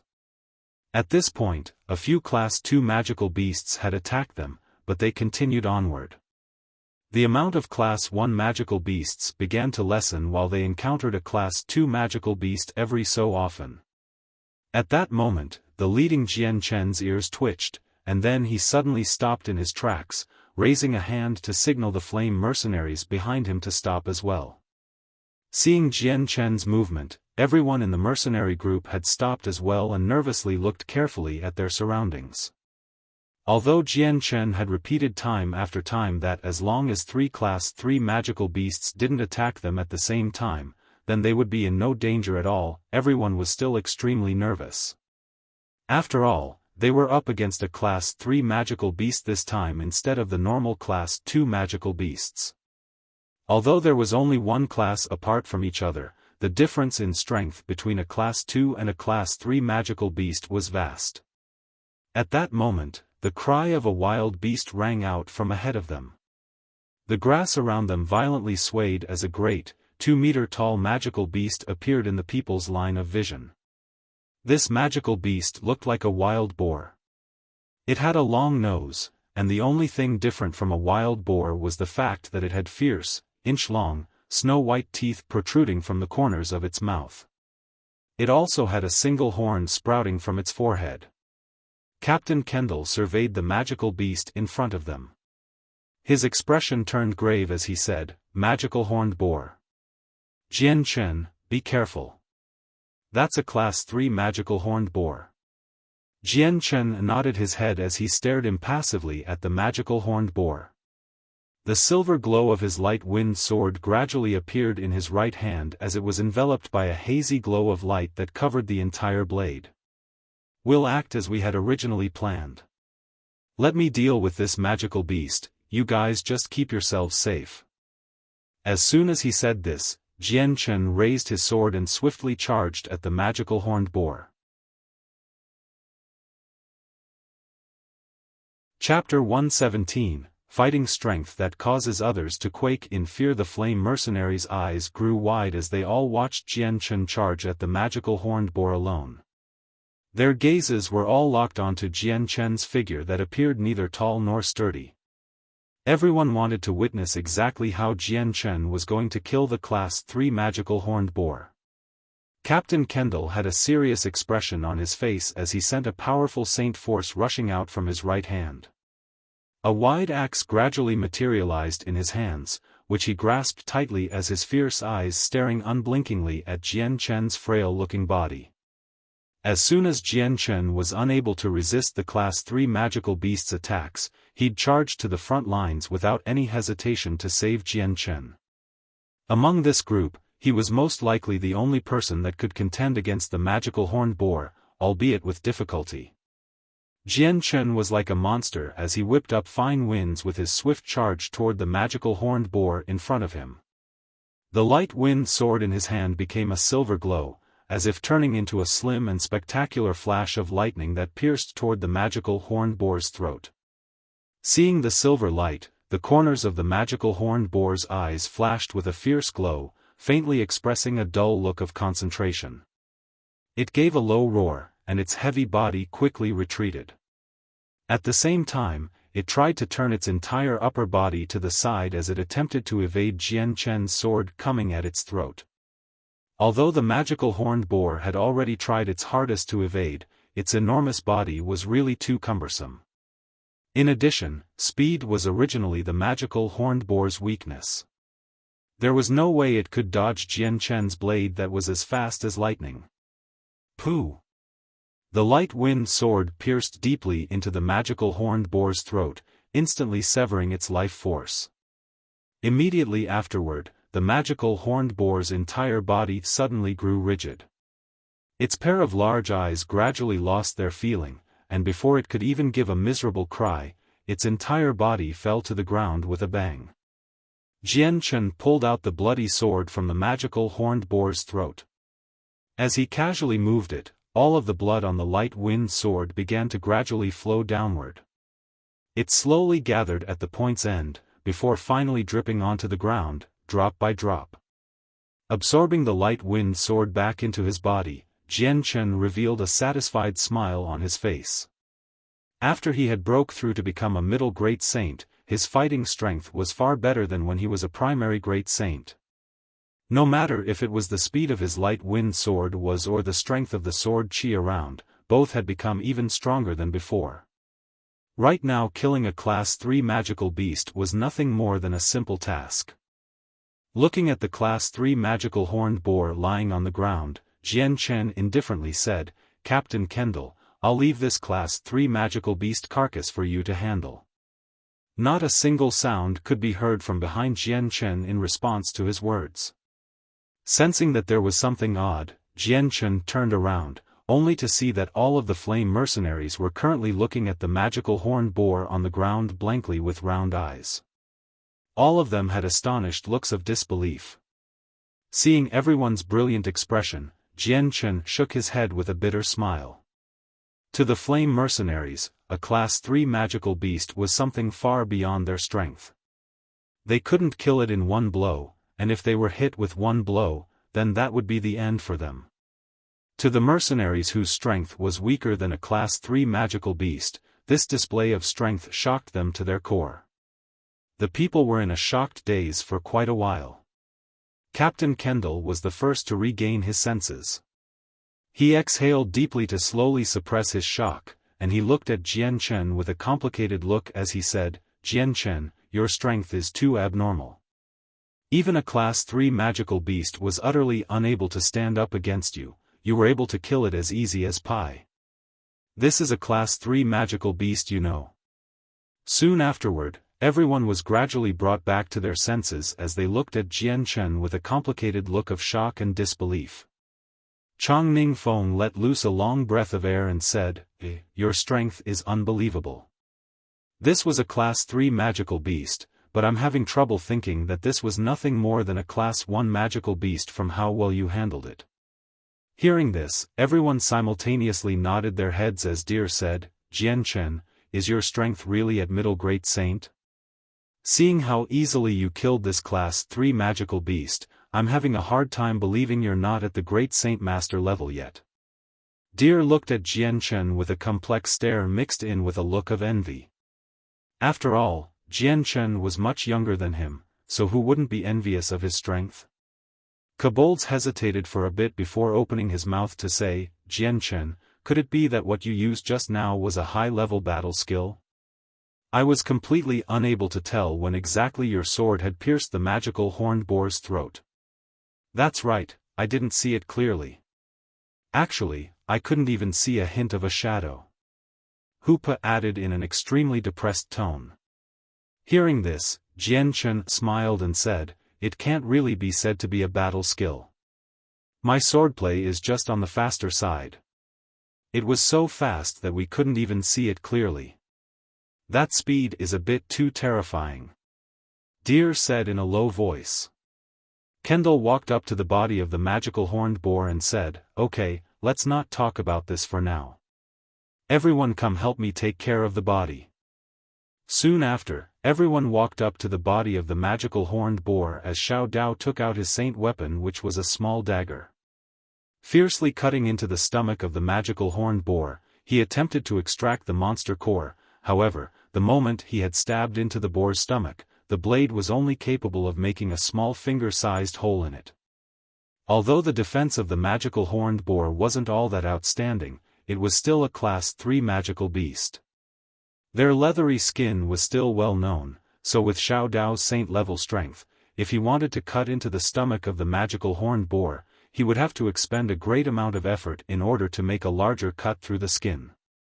Seeing how Xiao Dao could only cut a small finger-sized hole in the stomach of the magical horned boar, Deer shook his head and walked up beside Xiao Dao. "Xiao Dao, let me give it a try." A great amount of saint force was concentrated around his right arm as a two-handed sword appeared in his palm. "The leather skin of this Class 3 magical beast is quite tough, I've learned a lot today." Xiao Dao cursed as he obediently stood aside for Deer. Soon after, Deer used his two-handed sword to cut open the belly of the boar and then extracting the bloody Class 3 monster core from within. Wiping it clean of blood, he walked up to Jian Chen and Kendall with some hesitation before offering it up to Jian Chen. "Brother Jian Chen, this Class 3 magical horned boar was killed by you, so therefore, the monster core should go to you." Not waiting for Deer to finish his sentence, Jian Chen cut him off saying, "Uncle Deer, in accordance to the group rules, this monster core should be given to Captain Kendall to decide, and in the end everyone will give their agreement." This probably isn't the best thing to do." Deer looked hesitant. "There's nothing wrong with that, Uncle Deer, bring the monster core to Captain Kendall to decide," Jian Chen said firmly without any room for Deer to argue against. "Fine then." Deer had no choice but to hand the monster core over to Captain Kendall. Kendall gazed deeply at Jian Chen, but did not shirk away. Instead, he reached his hand out to accept the Class 3 monster core and said, "In that case, I'll take care of this monster core for now. Once we leave Magical Beast Mountain Range, I'll distribute all the profits based on contribution." Afterward, the group of people allocated one person's space belt to store the magical horned boar's carcass, and then they continued their journey. A Class 3 magical beast's body could be sold for quite a bit of money, so the flame mercenaries obviously wouldn't let this opportunity slip past them. Time quickly passed. Unknowingly, the group had already stayed in the Magical Beast Mountain Range for 10 days. These 10 days were definitely the happiest and most enjoyable moments for the flame mercenaries. That was because during this period, aside from the first day, the remaining days were filled with Jian Chen taking the lead to hunt Class 3 magical beasts in the mountain range. Because Jian Chen's actual combat strength had long surpassed a Saint Master's, he had absolutely no difficulty killing the Class 3 magical beasts. Moreover, ever since his strength had reached the mid-Great Saint level, Jian Chen hadn't once received an injury from fighting a Class 3 magical beast at close range. During this period of time, the Flame Mercenaries had long since stopped wondering about how strange the powerful strength Jian Chen displayed was. As Jian Chen revealed more and more of his strength, his position in the Flame Mercenary group continued to rise. Right now, almost everyone, including Captain Kendall, either held extreme respect for him, or was incomparably polite. This was because in 10 days, Jian Chen had brought about a great amount of profit for the Flame Mercenaries. In these past few days, Jian Chen had killed over 100 Class 3 magical beasts by himself and 300 Class 2 magical beasts, while the Flame Mercenaries did not kill as many by themselves. They had simply stood behind Jian Chen as he killed the magical beasts and extracted the monster cores from the magical beasts' corpses. Despite this, no one in the group had complained about the unfairness. Instead, they thought of this to be quite joyful. To them, this was as simple as picking up money. By nightfall, the full moon was suspended overhead in the night sky and illuminated the land below in its white glow. Within one of the larger areas of the Magical Beast Mountain Range, a large bonfire lit up the night as the embers from the fire flickered and danced into the sky. 10 people wearing the fur of magical beasts sat around the bonfire. These relaxed figures were the Flame Mercenaries.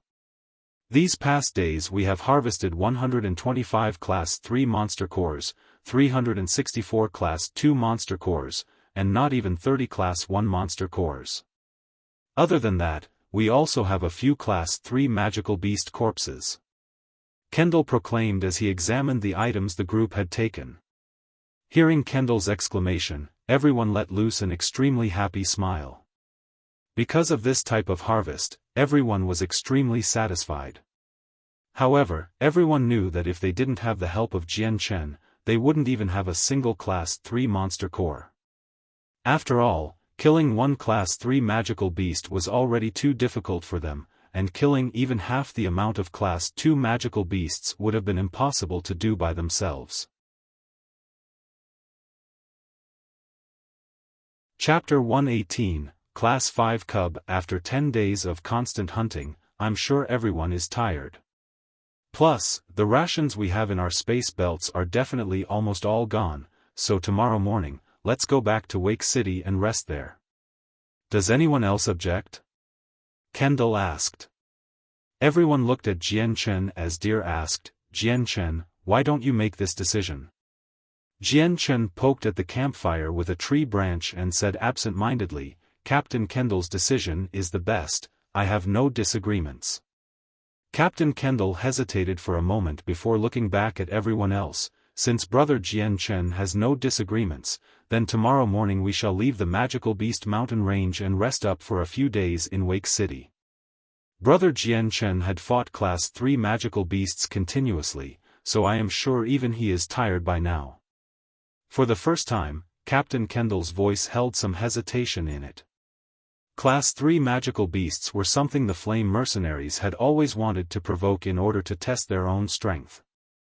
These past few days of following Jian Chen's lead, they had picked up many Class 3 magical beast corpses and strengthened themselves.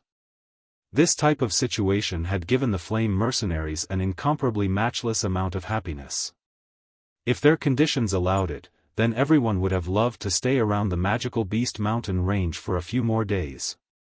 However, they knew in their hearts that while Jian Chen had suffered virtually no injuries after fighting battle after battle against Class 3 magical beasts, he had to be exhausted. Jian Chen needed to rest and readjust his body.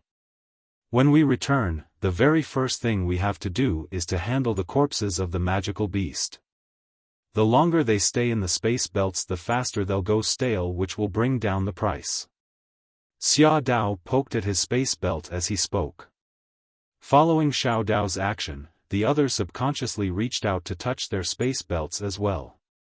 Right now, each of them had 1 to 2, and some even had 3 to 4 smaller Class 3 magical beast carcasses stored within them.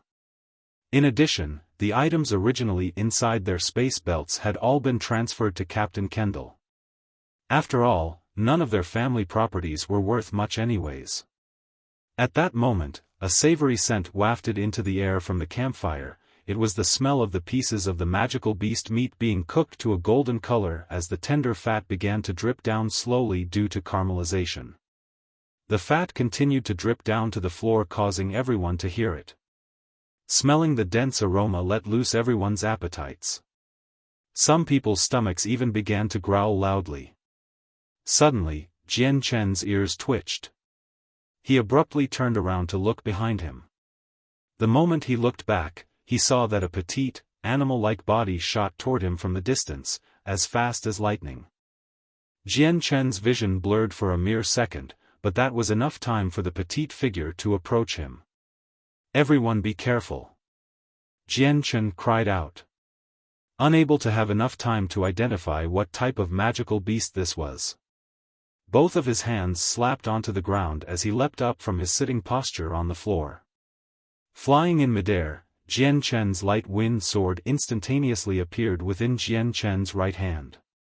The rest of the flame mercenaries weren't slow to react either. As soon as they heard Jian Chen's cry, all of the people had stood up from their spots, and materialized their spirit weapons, cautiously surveying their surroundings. Jian Chen's body rolled through the air until he landed 3 meters away on the ground. His eyes stared at the campfire and then at the small beast right next to it.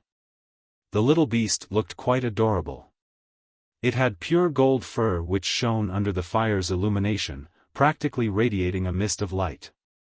Its eyes were locked onto the barbecue cooking over the fire, which was currently emitting an extremely savory aroma. It continuously licked its lips with its small tongue to wet them, as its front claws eagerly shifted on the ground where it stood. It looked like it was extremely impatient. Seeing that the small beast in front of him wasn't even 0.33 m long, Jian Chen immediately let loose a breath. Based on the small beast's appearance, it was evident that it had been enticed by the magical beast meat's delicious aroma. "Jian Chen, just what happened exactly?" Kendall's voice rang out.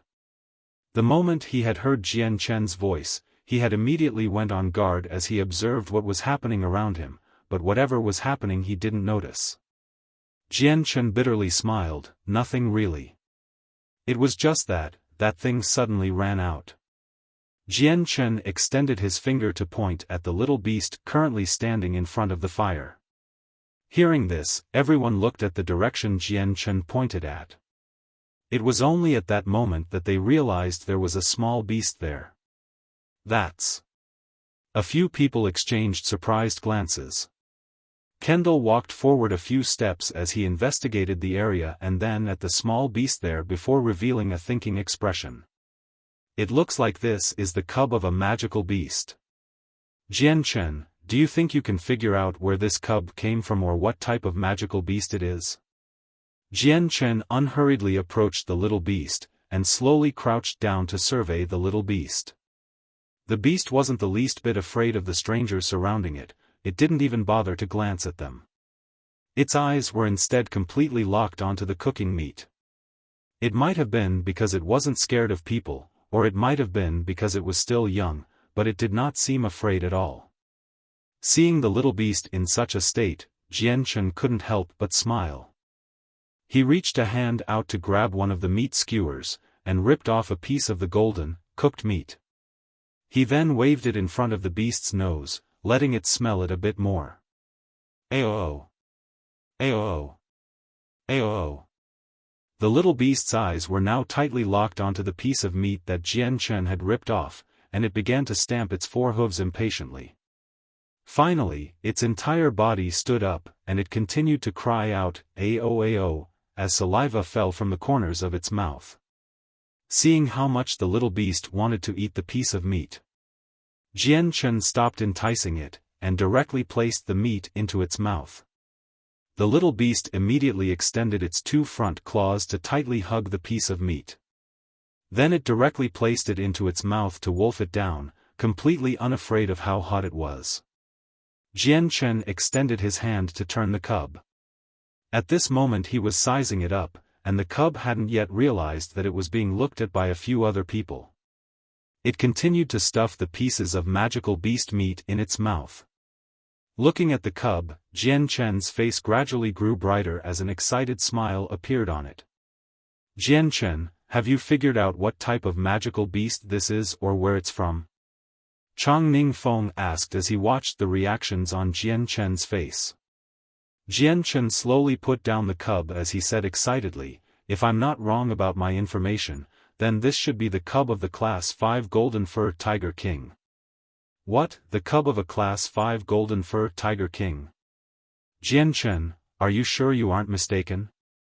Kobolds covered his mouth in surprise, his tone unable to hide his astonishment. Everyone else had similar expressions of shock and disbelief as well.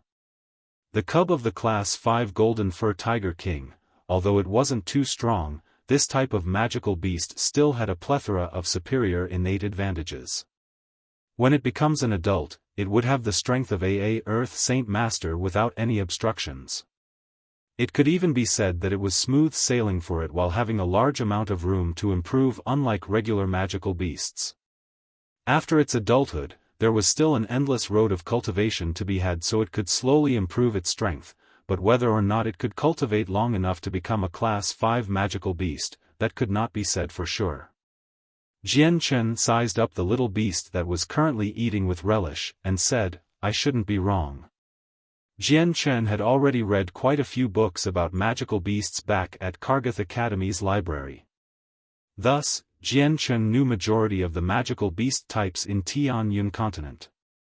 The most eye-catching thing on a golden fur tiger king was its pure golden fur, as well as the symbol for king being imprinted onto it. It was for this reason that Jian Chen could say for sure what type of beast this was. Currently, all of their hearts were uncontrollably racing. Although a Class 5 magical beast cub's strength was far from an actual Class 5, as well as the fact that it would still take quite a while for it to reach adulthood, its value was far more than an adult Class 5 magical beast. This was because an adult Class 5 magical beast already possessed basic intelligence, and would rather die than become a human's pet or mount. That's why taming an adult magical beast was incomparably difficult. However, a young magical beast was different, because it had yet to mature, taming it was extremely easy. Moreover, it was much easier to foster a relationship with one. If one started taming a Class 5 magical beast while it was still a cub, it would not only have the strength of any other Class 5 magical beast when it reached adulthood, it would also continue to grow, and could reach Class 6. There was even a possibility that it could become a Class 7 magical beast. The most important thing was that during this time, the bonds between the cub and its tamer would be very deep. This way, there would be no need to expend as much effort to get a strong magical beast that would be extremely loyal to its master and would never betray him. So for that reason, the cub of a Class 5 magical beast would be priceless in the market. If the cub of a Class 5 magical beast were to appear, then there would be many strong parties that would try to fight over it. I hadn't thought that we'd actually discover a Class 5 magical beast cub. Moreover, it was a cub that approached us by itself. Our luck is really amazing. Xiao Dao said in excitement. If we sell this Class 5 magical beast cub, I wonder how much money we can get. Hoopa said in a tone that was just as excited. He looked at the golden fur tiger king cub as if it were a mountain of glittering gold. Kobold's face grew even more excited for a moment before turning serious. It doesn't matter whether or not if we can sell it for a higher price, if we can capture it for sure, then in our future, we won't ever need to come back to the magical beast mountain range and hunt for money.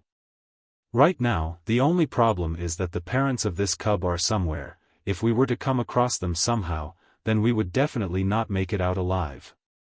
After all, a Class 5 magical beast is far beyond our capabilities. Kobold's gaze became more concentrated as he surveyed his surroundings before saying, the most important question is, how are we going to transport the cub? Chapter 119, Fighting over the cub. Hearing Kobold's words, the smile on everyone's faces slowly dissipated. What he had said wasn't false. If they were to try and take the cub of the Golden Fur Tiger King, they would encounter a multitude of trouble. Even if they didn't come across the parents of this cub, bringing it back to Wake City would still be a tremendously difficult task. After all, a cub was a living animal. It could not go into the space within a space belt without dying, since the inside of the belt was uninhabitable. Thus, they would have to transport it from the outside. But since the road would have many groups of people, the news of a Golden Fur Tiger King cub would quickly spread about. By that point, many strong factions would come and try to provoke the Flame Mercenaries. With their current strength, this would be something they wouldn't be able to fend off. Ha ha ha, if you don't have the power to carry the cub of the Golden Fur Tiger King out, then why don't you just hand it over to us?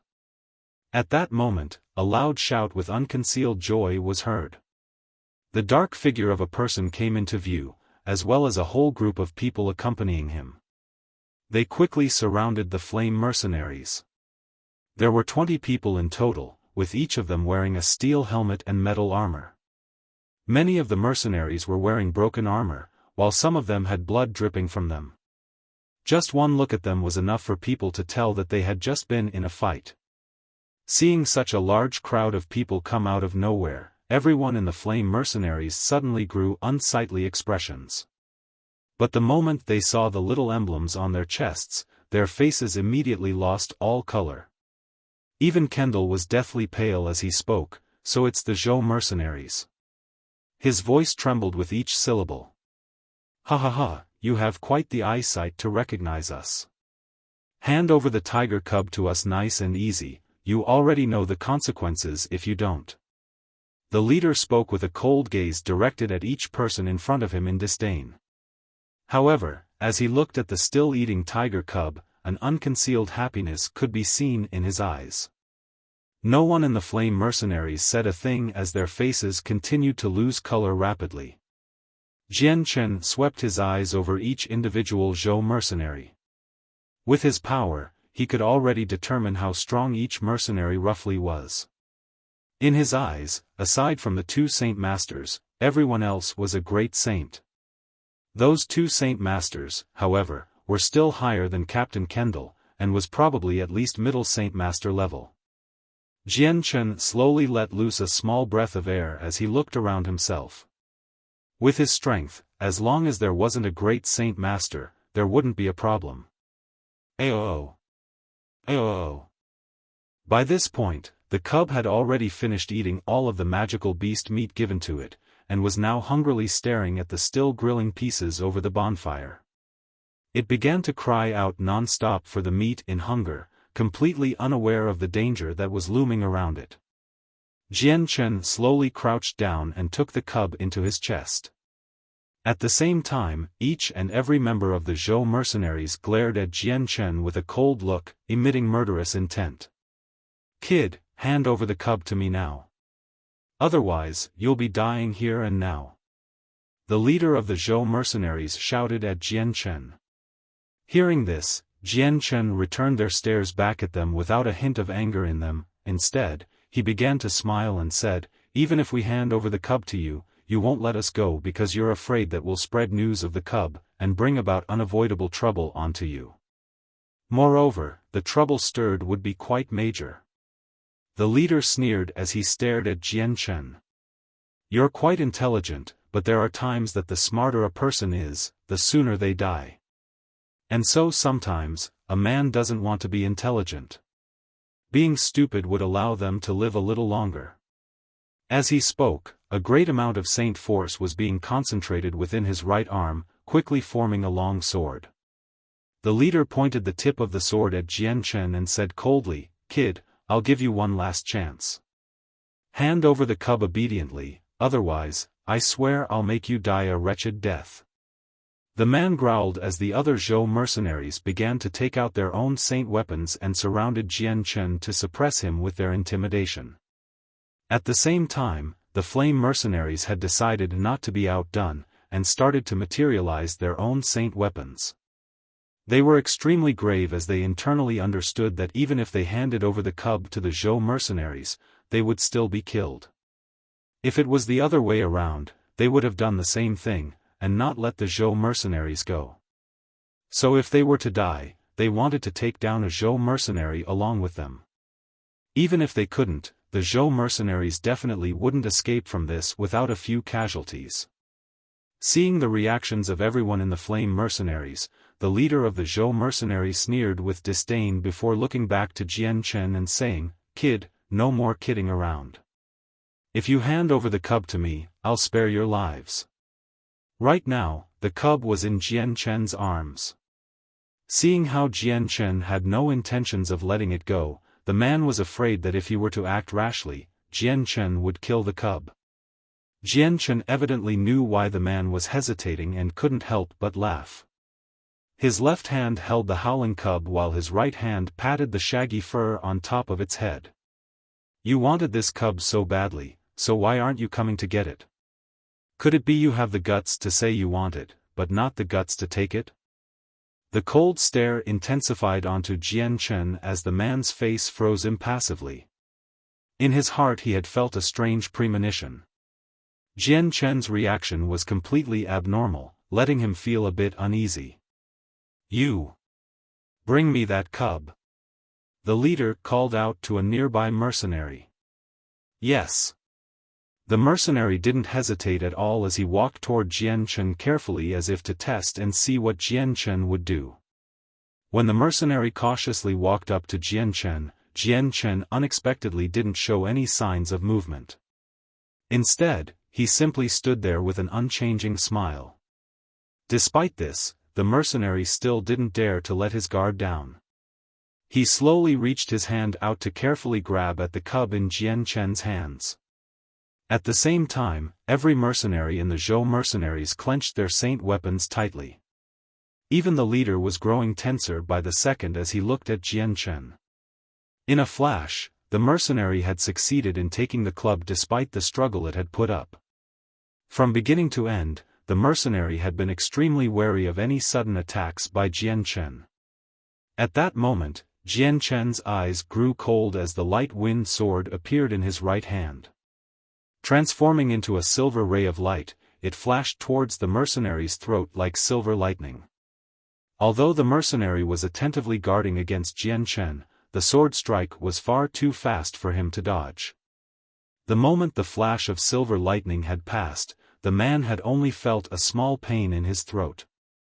And right under his eyes, the image of a silver sword had abruptly appeared. In the next second, the mercenary choked and wordlessly screamed in agony as he fell to the ground. As for the Class 5 cub, it had flown through the air, fallen down onto the ground while howling loudly. Jian Chen's sword was so fast that even if the mercenary had forewarning about blocking against this sword, he would have failed.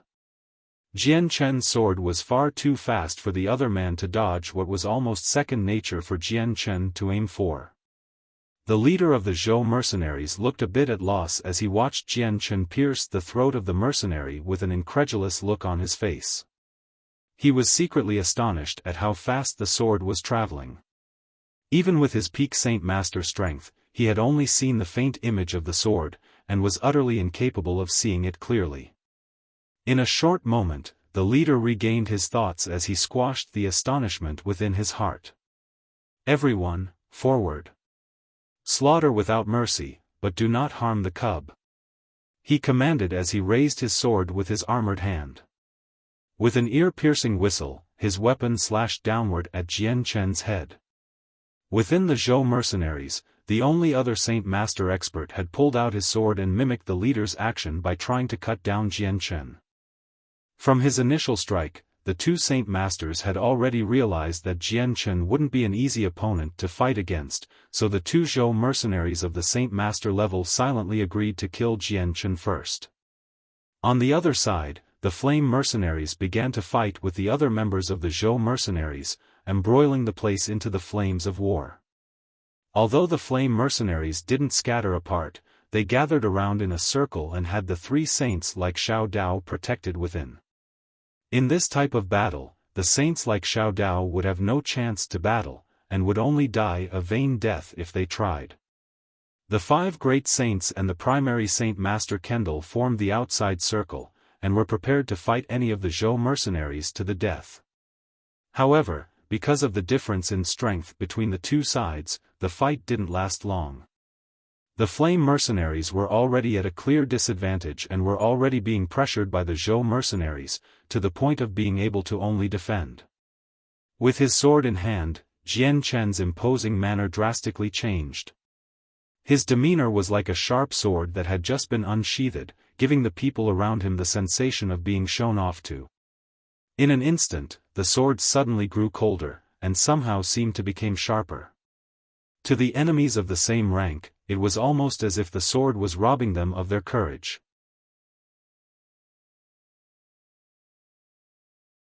Chapter 120. The shocking arrival of the Tiger King. Jian Chen simply had no desire to make contact with the sword of the leader of the Zhou mercenaries.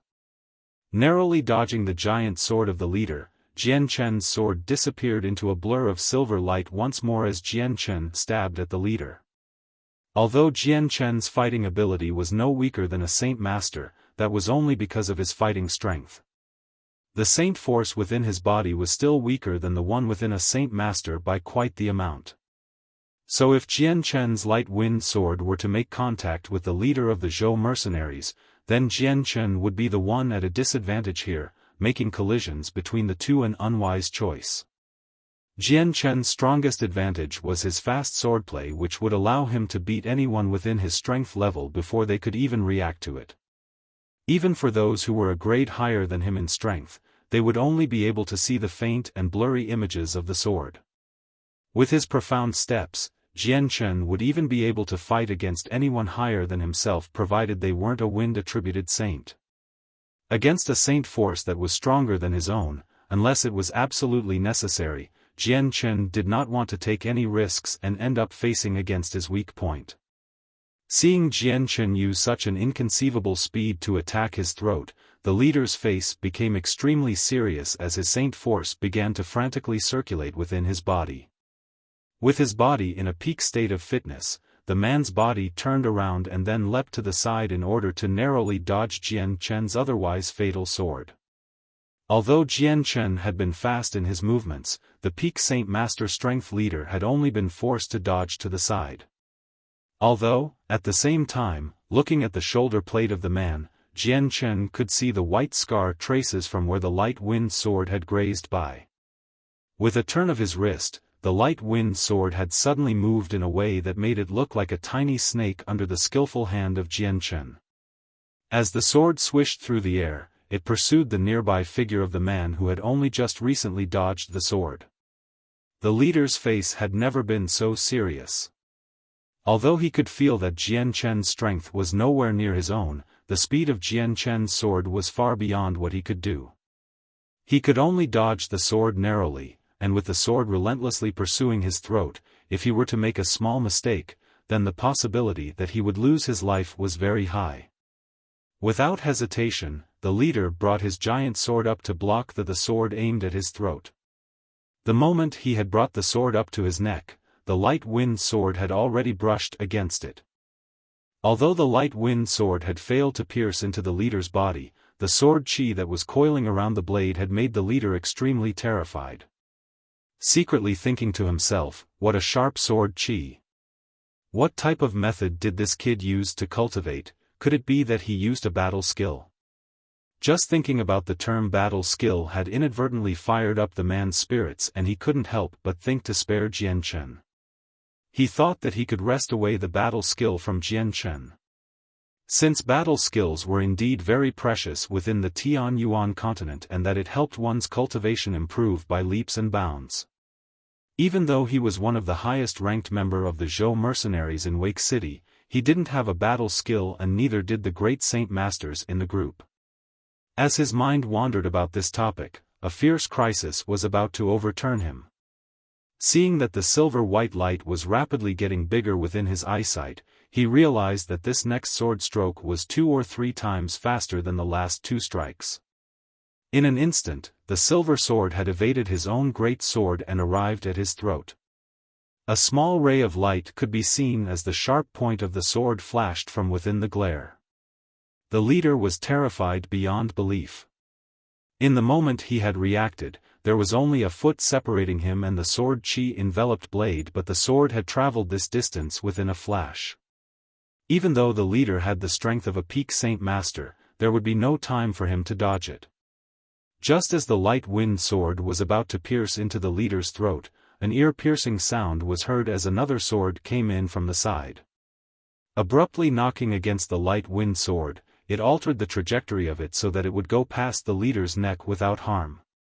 The sudden appearance of this sword was caused by the second Saint Master of the Zhou mercenaries.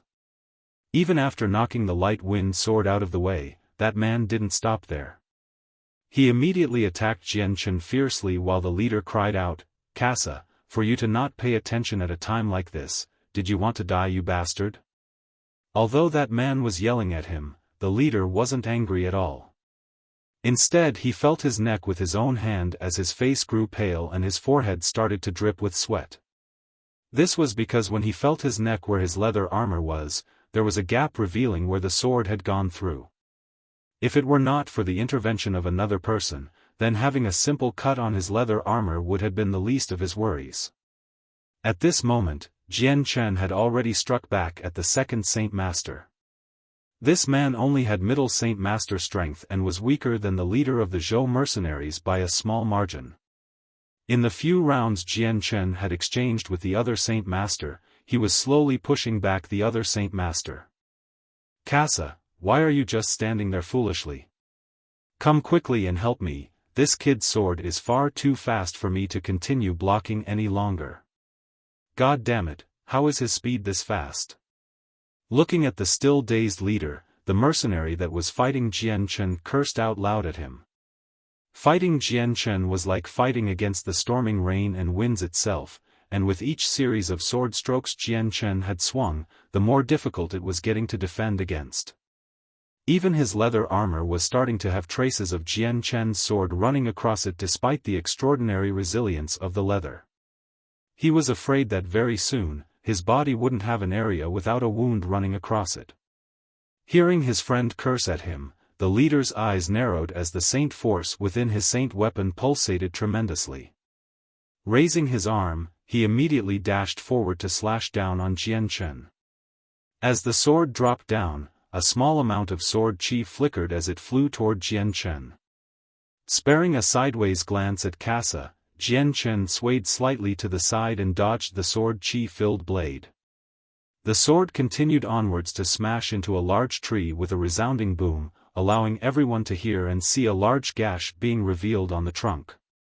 Afterwards, another ear-piercing shriek was heard as the two Saint Masters were already ready to strike once more, their saint weapons filling the air with their saint force. Jian Chen's eyes grew cold as he stared unflinchingly at the two incoming blades. The light wind sword began to release an even denser amount of sword chi that seemed to cover the entire sky as the sword made contact with the other two swords.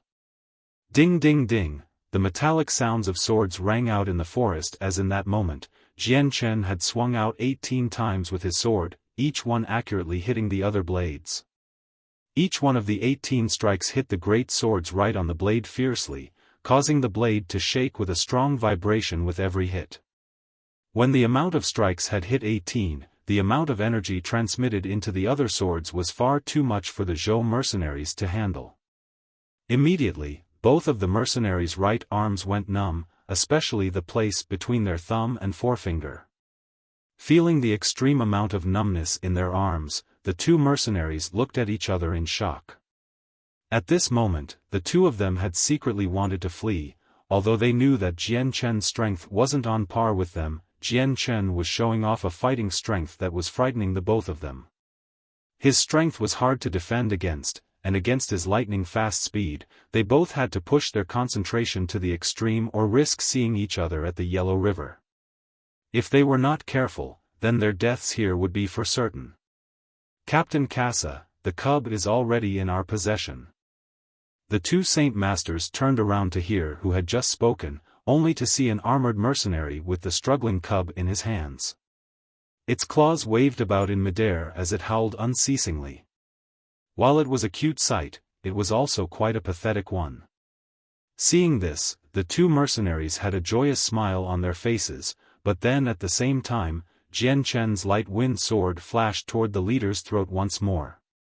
This time, Casa was neither on guard or able to dodge in time, and the other Saint Master was in no position to save him like last time. The sword Qi-enhanced sword slashed through Casa's leather armor and pierced straight into his throat. Casa! The other mercenary reached out in shock, but at the moment he saw his leader's throat pierced through, his eyes bulged out of his eye sockets as he roared. A large amount of Saint force began to condense within his Saint weapon as he slashed at Jian Chen with it. Jian Chen didn't even bother to spare him a glance as he stamped off the ground. The force propelled him forward like an artillery shell as he rocketed toward the mercenary with the struggling cub. Seeing the peak Saint Master Captain Casa be killed, the mercenary's eyes bulged as he couldn't believe that such a strong expert would be killed so easily. However, the mercenary wasn't that stupid and immediately threw the cub at the remaining Saint Master that was fighting against Jian Chen. Captain Cross, catch! The cub flew into the air in a wild arc before landing perfectly within the arms of the last remaining Saint Master. Seeing the Class 5 cub within his hand, Captain Cross' previously murderous face suddenly calmed down as he hesitated before saying, "Everyone move out from here." Ho! As Cross spoke, the deep growl of a tiger suddenly came loudly from the depths of the forest. Coming through the pitch darkness, the 20-something people there all froze as they realized what they had just heard.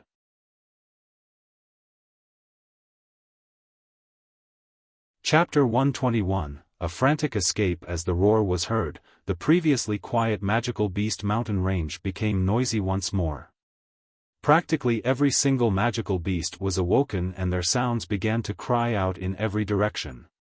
Every magical beast had made a sound, but not a single one of them would dare go against the tiger. Hearing the roar of the tiger, Jian Chen's face changed into a severely serious one. "Oh no, this is the roar of the Golden Fur Tiger King." His voice was unnaturally serious since the Golden Fur Tiger King was a Class 5 magical beast. This magical beast was special in the way that if it had reached a threshold, it could transform its body and from that moment on, it would enter a new world. The Class 5 magical beast was far different than a Class 4 magical beast, and with Jian Chen's current strength, taking care of a Class 4 magical beast would be hard already, let alone a Class 5 one. Not good, it's the roar of the Golden Fur Tiger King. Run, run quickly, everyone scatter or else we'll all die here.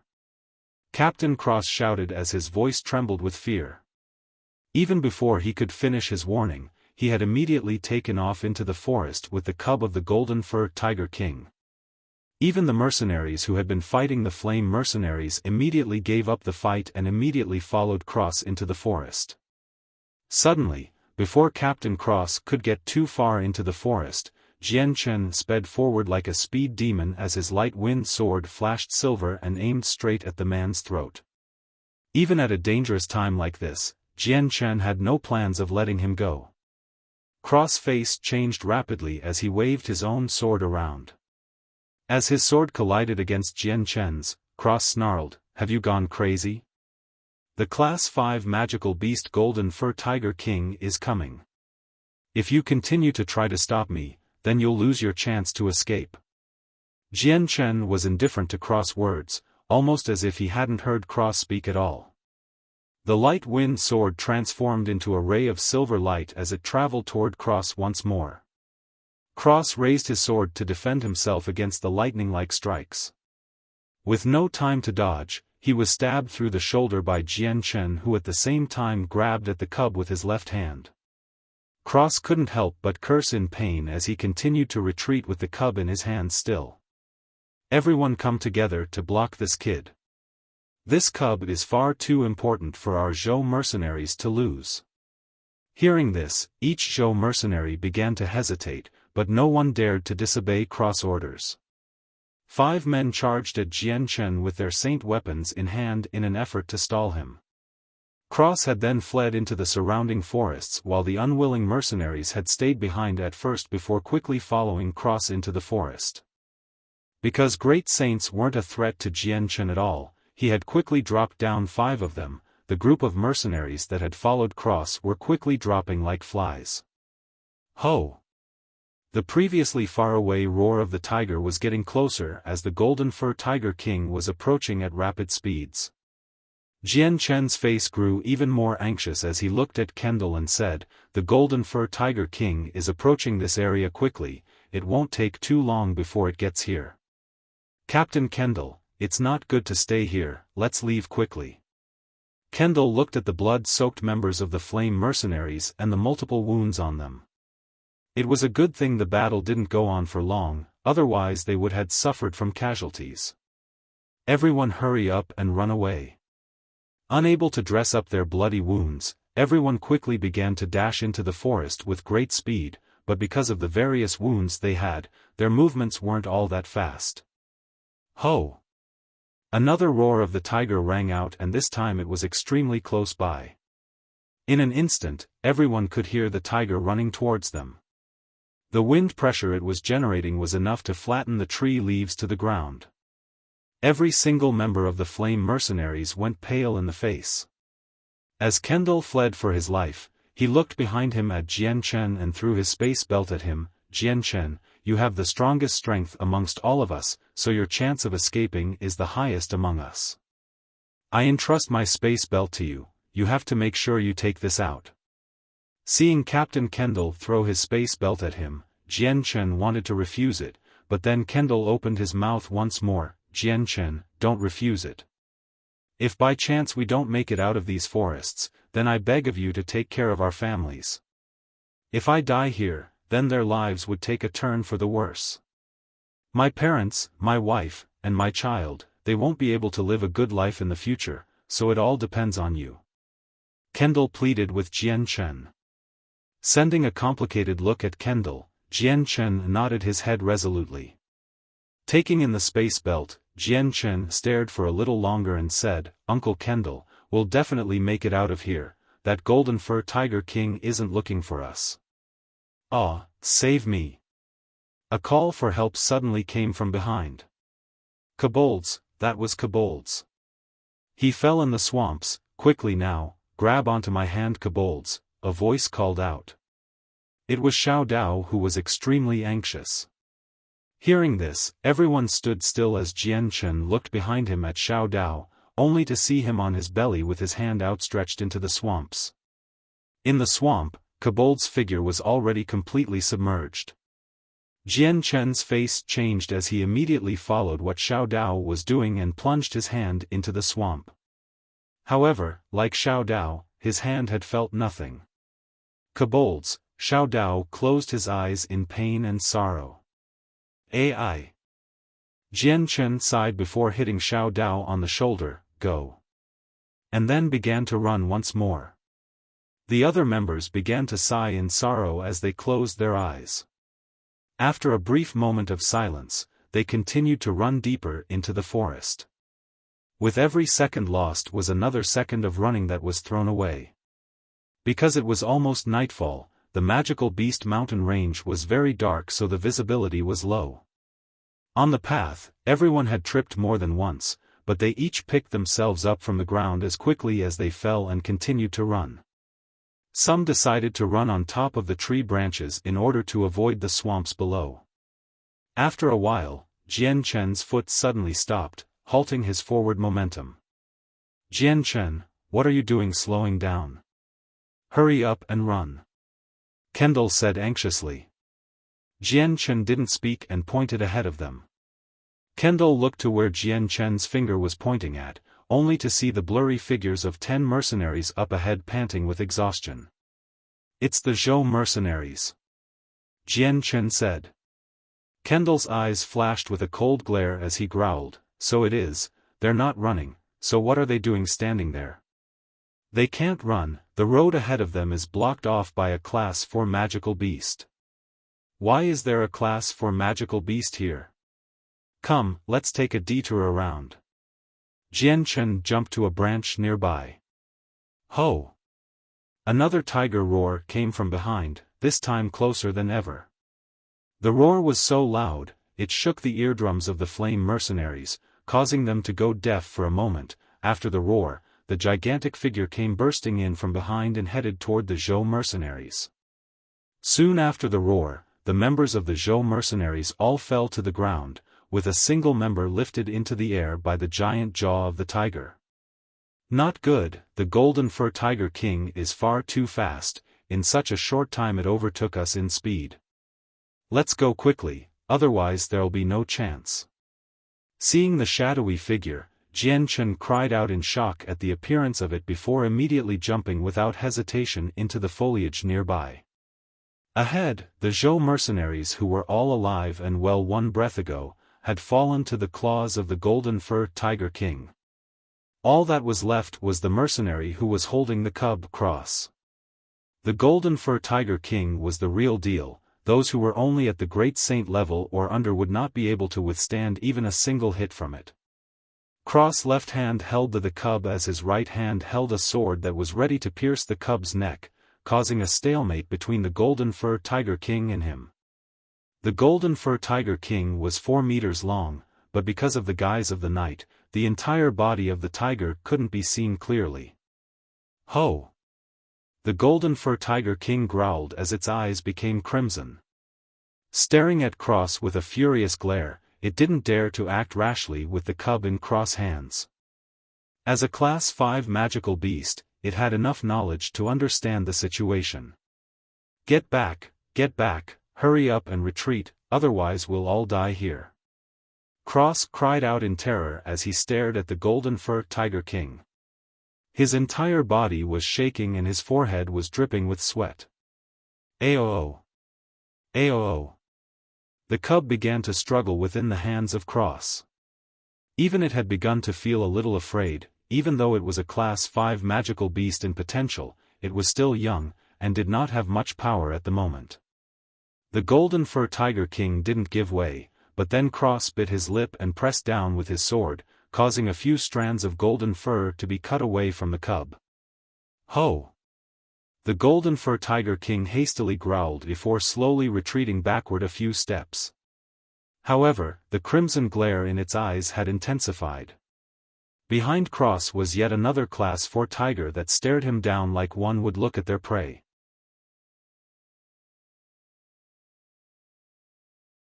Chapter 122, The Death of Kendall. Seeing the Golden Fur Tiger King retreat, Cross let loose a sigh of relief.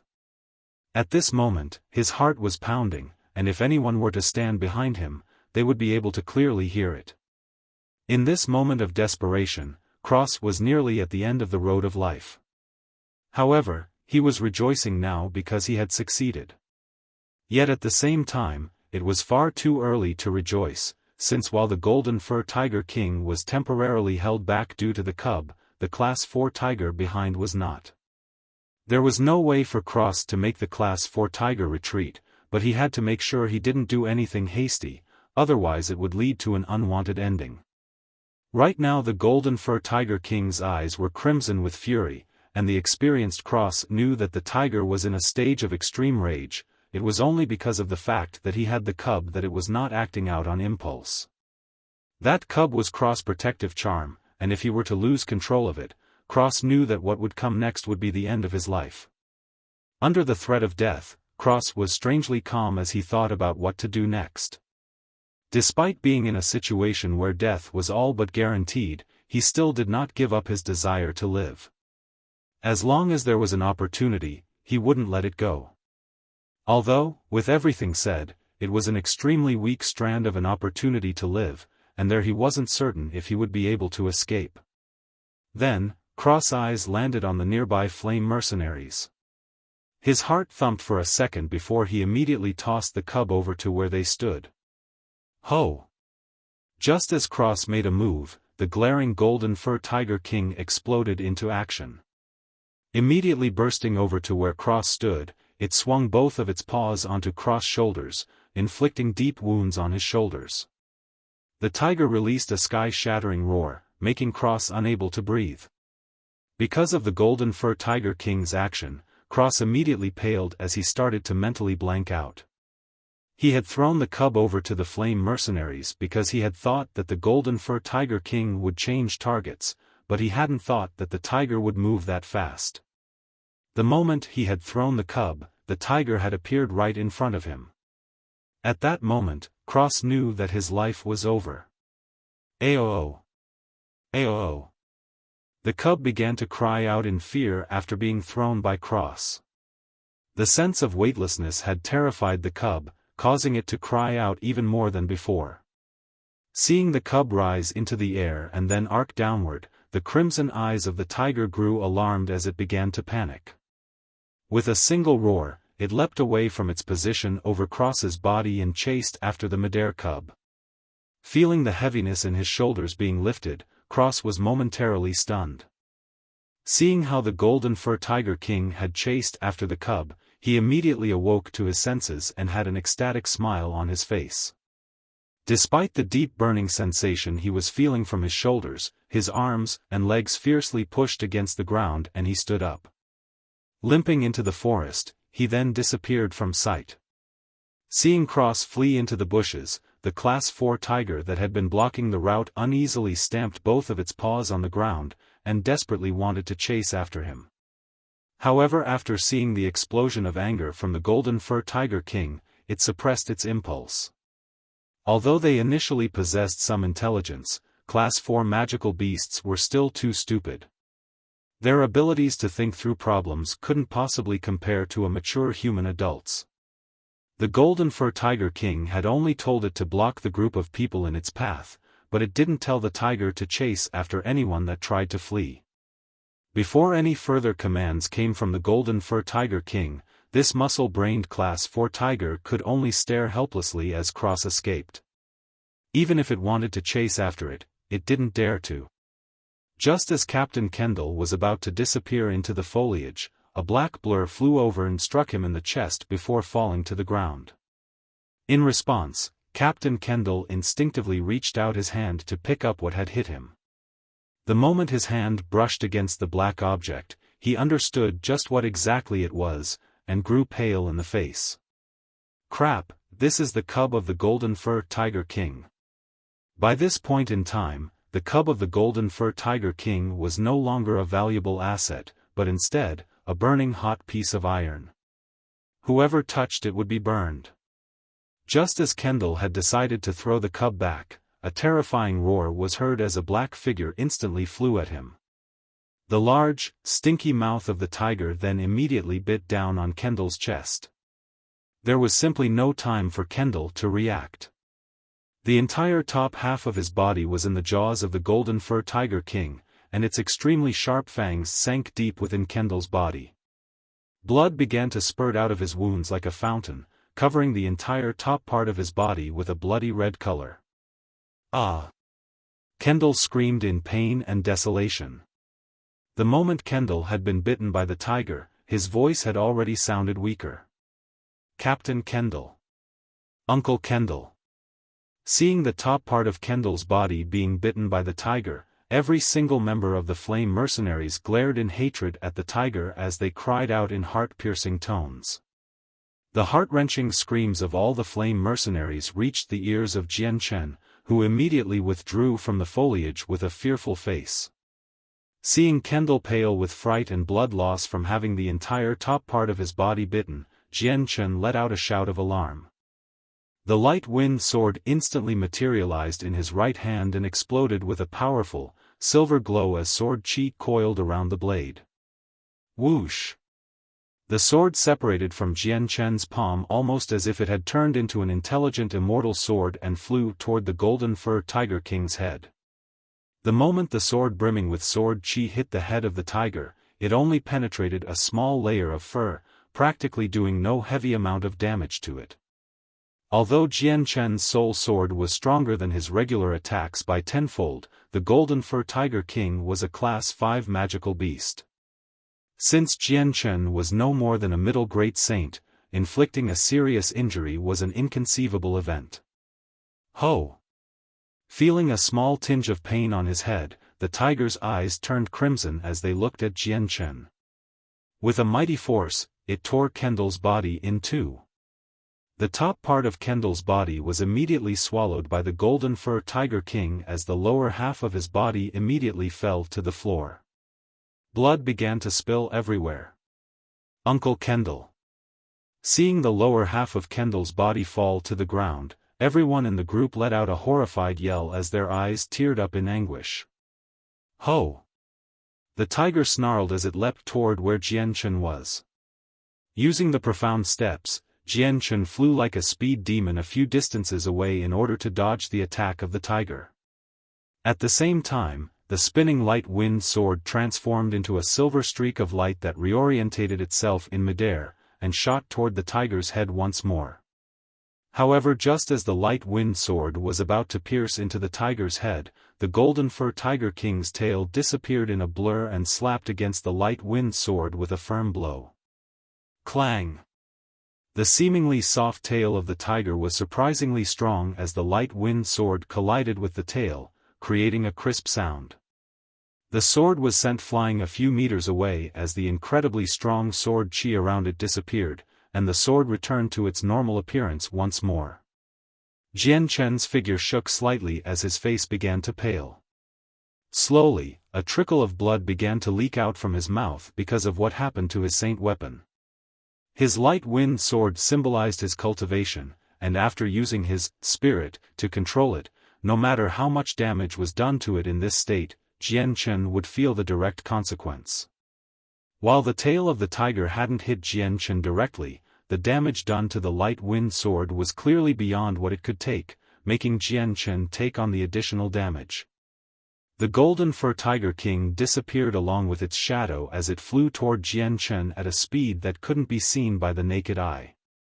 Both of its claws immediately swung down with devastating power toward Jian Chen's chest.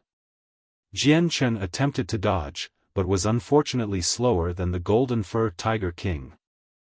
Because of his wounds from earlier, he was not able to completely evade the tiger's attack. The claws of the tiger carried a cold wind as they struck into Jian Chen's chest. At the same time, his chest became mutilated, and parts of his chest bones could be seen. With a great groan of pain, Jian Chen grew as pale as paper as he felt the fierce pain. Against a Class 5 magical beast, Jian Chen had no way to protect himself, and even the soul sword he was so proud of wasn't enough to leave even the smallest of wounds on the Golden Fur Tiger King. Jian Chen, hurry up and escape. I'll stall for you. Xiao Dao cried out suddenly as he pulled out his small dagger and raised it to stab at the tiger's body.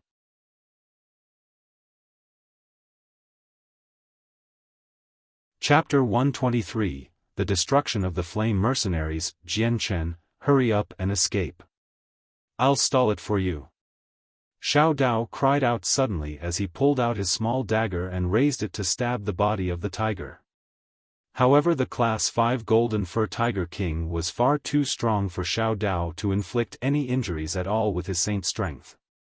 Even when the dagger stabbed into the body of the tiger, not a single trace could be seen. The tail of the tiger disappeared once more as it flew at Xiao Dao. Pa! A loud sound rang out as the tail of the Golden Fur Tiger King smashed against Xiao Dao's chest. The clothes around his chest blew apart as he sported a huge indentation on it. The unbelievably strong tail had completely smashed through his chest bones as well as broken apart the inner organs of his body. Blood mixed in with pieces of his inner organ were belched out of Xiao Dao's mouth as he flew 10 meters in the air before smashing against a tree. Xiao Dao. Seeing Xiao Dao in such a miserable state, Jian Chen's face paled as he cried out in shock. However, just as he was about to go over and examine the extent of Xiao Dao's wounds, the tiger immediately appeared next to him and ruthlessly bit at him. The jaws of the tiger carried an exceptionally bloody odor, making breathing very hard for Jian Chen. In a split second, Jian Chen forced himself to the right in an attempt to dodge, unable to bear with the pain in his chest. Rolling onto the ground, he moved away from the Golden Fur Tiger King. Against a Class 5 magical beast like the tiger, Jian Chen couldn't retaliate at all. With the soul sword he was so proud of not even being a threat to the Golden Fur Tiger King. It went to show how big of a difference there was between the two schools. "You guys hurry up and run, I'll stall it for you guys," Jian Chen yelled at the flame mercenaries behind him. Hearing Jian Chen, everyone looked at each other in a daze, but other than that, they didn't move. There was still quite the distance until they would be able to escape from the magical beast mountain range, but with their speed, how would they be able to outrun a Class 5 magical beast? "That won't do, Jian Chen. Out of all of us here, only you have the chance to get away. I'll stall the Golden Fur Tiger and you hurry up and run. Just remember to take revenge for us." Hoopa cried out with his saint weapon in his hand as a way to show his defiant nature against his imminent death. "None of us are capable of shaking off a Class 5 magical beast, so there is no hope for us. Everyone come and block the Golden Fur Tiger King, protect Jian Chen as he leaves." Seeing the heroic Hoopa dash toward the tiger, everyone had a look of despair in their eyes. "Hoopa is right, no matter what we do we will die today. In that case, then why not sacrifice our lives in one spectacular finale and protect Jian Chen? Everyone forward. Block off the tiger." Chongning Feng roared as he brought his giant sword up and chased after Hoopa. "Jian Chen, remember to avenge us." The heroic actions of both Hoopa and Chongning Feng seemed to have infected the rest of the mercenaries. One after another they carried a grim determination on their faces that seemed to defy death itself and then chased after the Golden Fur Tiger King. Seeing every single member charge in at the tiger defiantly, Jian Chen was momentarily stunned.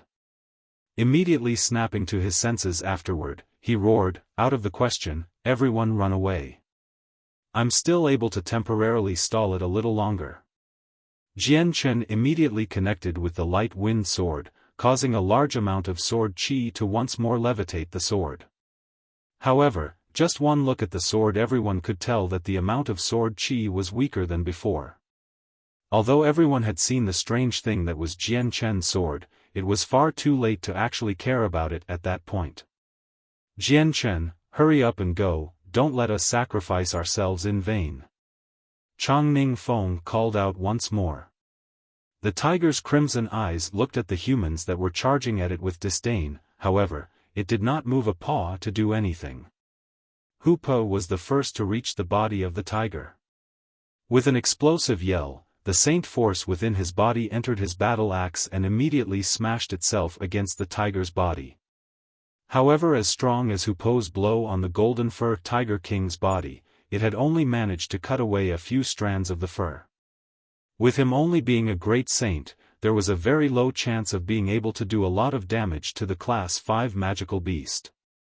Soon after, the rest of the flame mercenaries attacked the tiger's body with their own saint weapons, but to no avail. Aside from Hoopa, who had succeeded in cutting away a few strands of fur, no one else had been able to do any damage, but the tiger hadn't moved at all either. Everyone's faces were already the color of ash. They had long since known that the strength of a Class 5 magical beast was tremendous, but it was only at that moment that they truly understood the extent of its strength. The defense of the Golden Fur Tiger King wasn't all that strong, it was just the fact that the flame mercenaries were too powerless to do anything major. Ho! The Golden Fur Tiger King thundered as it swept its claw forward, catching the weakest member there, Yun Xian, in the chest.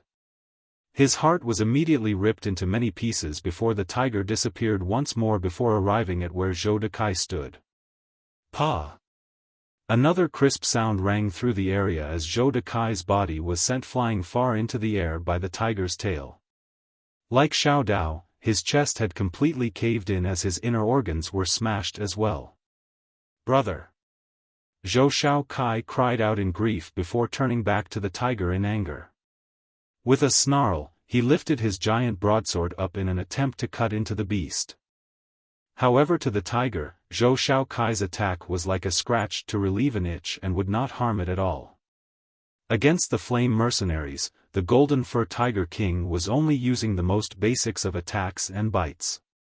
Despite that, the flame mercenaries had no ability to fight back at all, and in such a short moment, 3 people had already succumbed to the tiger, leaving only 5 people left to fight. Jian Chen, hurry up and go. Don't squander our valiant sacrifice. Chang Ningfeng roared at Jian Chen, who was still standing there. Jian Chen, what are you doing just standing there? Hurry up and go. Remember, when you are stronger in the future, come back to the forest and kill this golden fur tiger king and take its monster core. Hu Pe yelled before the maw of the tiger descended onto the top part of his body. With a heavy clamp, Hu Pe's sturdy body was split into 2 pieces as the tiger swallowed the top part. Seeing the death of Hu Pe, Jian Chen's body shook in grief as he looked at the remaining few members of the flame mercenaries. Biting his lips in frustration, he controlled his light wind sword back to his hand and immediately disappeared into the forest. His heart knew that even if he were to stay behind, it would change nothing. He would die along with the others since a Class 5 magical beast was not something he could take on. However, each one of the flame mercenaries were throwing away their lives in order to hinder the golden fur tiger king just so Jian Chen could gain some time to escape. This was something that hurt Jian Chen far more than what the tiger had done to him. Entering the forest, Jian Chen forced himself to ignore the screams behind him as he forged onward with all of the speed he could muster. The grasses within the forest were many, and the shortest of grasses reached up to half his height. While the pain in Jian Chen's chest was unbearable, he was using the trees to boost himself forward as he flew at top speeds. Not only was this faster than walking on the ground, but he could avoid the swamplands below. Ho!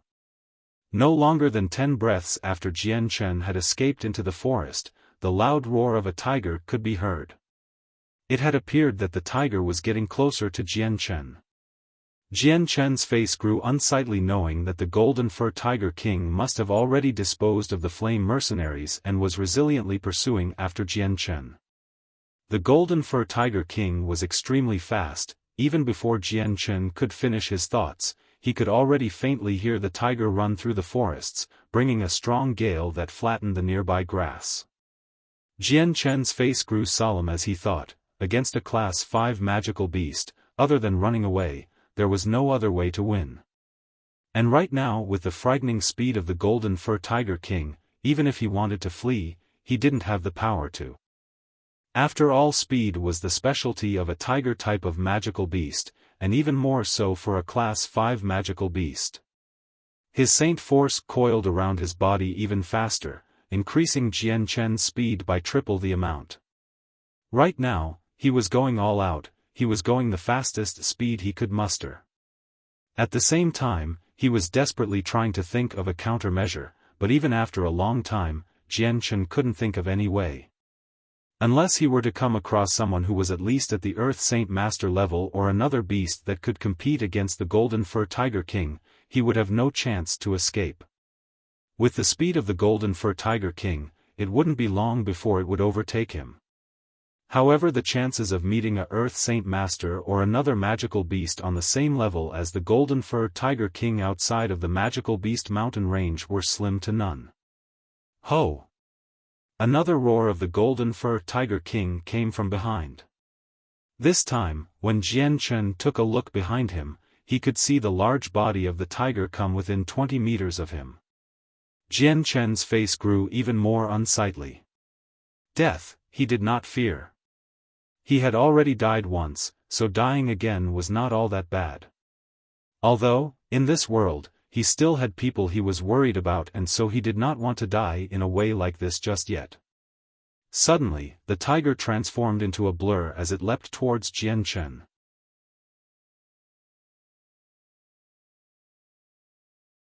Chapter 124. Strong Sword Qi. Jian Chen was still in midair without the ability to move in any other direction. With the Golden Fur Tiger King being so fast, there was no way for Jian Chen to dodge. In a moment of desperation, Jian Chen turned around abruptly with both of his hands outwards lashing out against the head of the tiger. He borrowed the backwards force to push himself forward even faster, escaping from the bloody jaws of the tiger. His legs staggered a bit as he landed on the ground. Before Jian Chen could even collect himself, a large force rammed into Jian Chen's chest.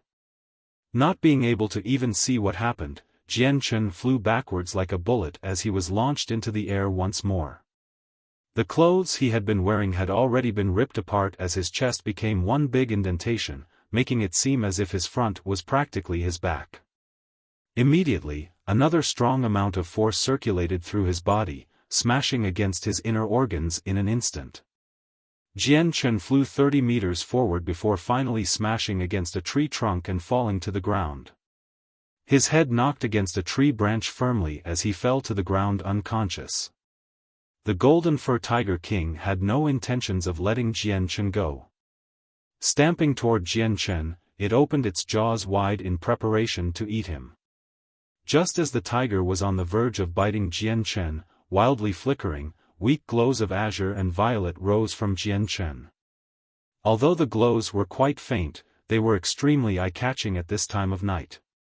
As the twin glows appeared, they illuminated the entire forest and suddenly, a strong amount of sword qi enshrouded the area.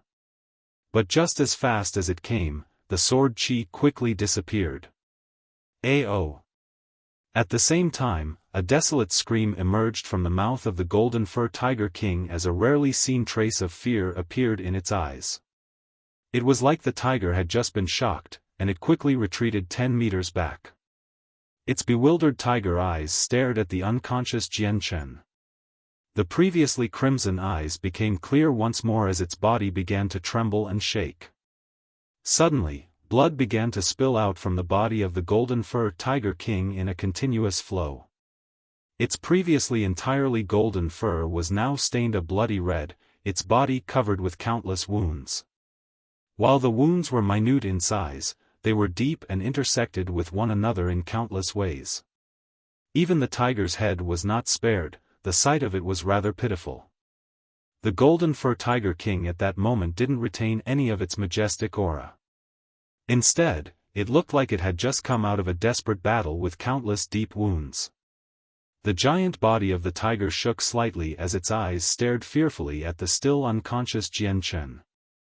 At that moment, with Jian Chen at the center, all of the grass and trees within 100 meters had been cut into countless pieces that floated in the air, filling the sky with a powder that literally covered the sight of the sky from the earth within an 100-meter circumference. The sky was so densely covered that one's line of sight within would have been completely blocked off if one tried to look around. The body of the tiger shivered more violently as it looked around itself in disbelief and shock. A Class 5 magical beast had a large amount of knowledge, and although it couldn't communicate like humans, it was still able to think. Its intelligence was equal to a human's, but at this moment, the Golden Fur Tiger King was feeling a tremendous amount of shock. While a Class 5 magical beast could easily decimate anything within a 100-meter circumference, to be able to do it in an instant while reducing everything to a fine powder was something even a Class 6 magical beast would be unable to do. It was the strong amount of sword qi from before that had made the heart of the tiger tremble with fear. In a split second, the sword qi had caused countless deep wounds on the tiger's body, making it fear for its life. A short moment later, the fine powder in the air fell to the ground, stacking up to become a layer of dust.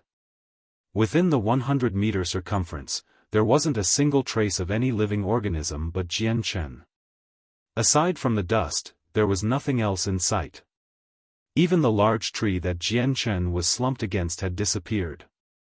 The beady eyes of the tiger looked around itself and let loose a terrified roar before running away with its tail tucked between its legs. Its speed was even faster than when it was chasing Jian Chen. The area became absolutely silent after the tiger had left the area, leaving Jian Chen alone on the ground in an unconscious state. A fine layer of dust now covered his body. The time quietly went by as the night sky silently retreated. The bright sun slowly rose into the air, emitting a bright ray of sunlight that warmed the earth. Shining down onto the area where no plant life existed, the sunny ground was almost like a carpet for the sleeping Jian Chen. Perhaps because the lingering traces of a Class 5 magical beast could be felt, no other magical beast had approached the area that night. Even the most common of wild animals hadn't dared to come near, and so it wasn't clear if they simply hadn't been in the area, or if they hadn't dared to approach. Suddenly, within the circle where no plant life existed, a pile of dust began to shake and tremble. The pile of dust fiercely shook and slid off as it gradually revealed a person underneath. The figure that was hidden by the layer of dust the entire night was Jian Chen. Brushing away the mysterious powder on him, Jian Chen slowly opened his eyes only to be greeted by the azure sky overhead. Just as Jian Chen wanted to lift his head, his mind was suddenly jump-started, reminding him of the state he was in. Immediately feeling the intense pain racking through his body, Jian Chen couldn't help but yell out. Weakly lying on the ground, Jian Chen sucked in a few deep breaths. With his spirit, Jian Chen was already aware of what type of condition his body was in, even without actually engaging in an inner body inspection. Each of his internal organs had suffered from serious injuries that were lighter than when he had been right outside Wake City. However, to other people, injuries like this would have been fatal. His chest was already a mutilated mess to the point where even his chest bones could be seen after being smashed apart by the Golden Fur Tiger King. Just then, Jian Chen thought about the attack he had suffered from the claws of the Golden Fur Tiger King before falling unconscious, and his head quivered in memory for a second. But when he took a look around, only emptiness greeted him. The perimeter around him was a zone of nothingness, without even a single plant. There was only a fine layer of dust covering the floor, and there weren't any traces of the Golden Fur Tiger King.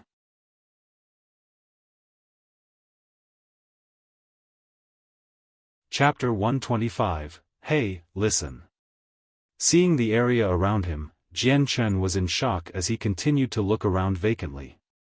Strange, where is this? Where is the Golden Fur Tiger King? Was I saved by someone? Jian Chen was lying on the ground as he slowly looked around. His heart had quickly calmed down, but his mind was already thinking back to when the flame mercenaries had tried to protect him while he ran. They had sacrificed their lives to stall the Golden Fur Tiger King. As that thought ran through his mind, Jian Chen's heart began to hurt once more. Even though he had not even known the flame mercenaries for over a month, they had shared a joyous friendship. Although the friendship was not very deep, in their final moments, each one of the flame mercenary members had still laid down their lives to act as and hold the tiger back and give Jian Chen more time to escape. Even though the major reason was because they knew they wouldn't be able to run away from a Class 5 magical beast anyways, this was still a very heavy emotional blow to Jian Chen.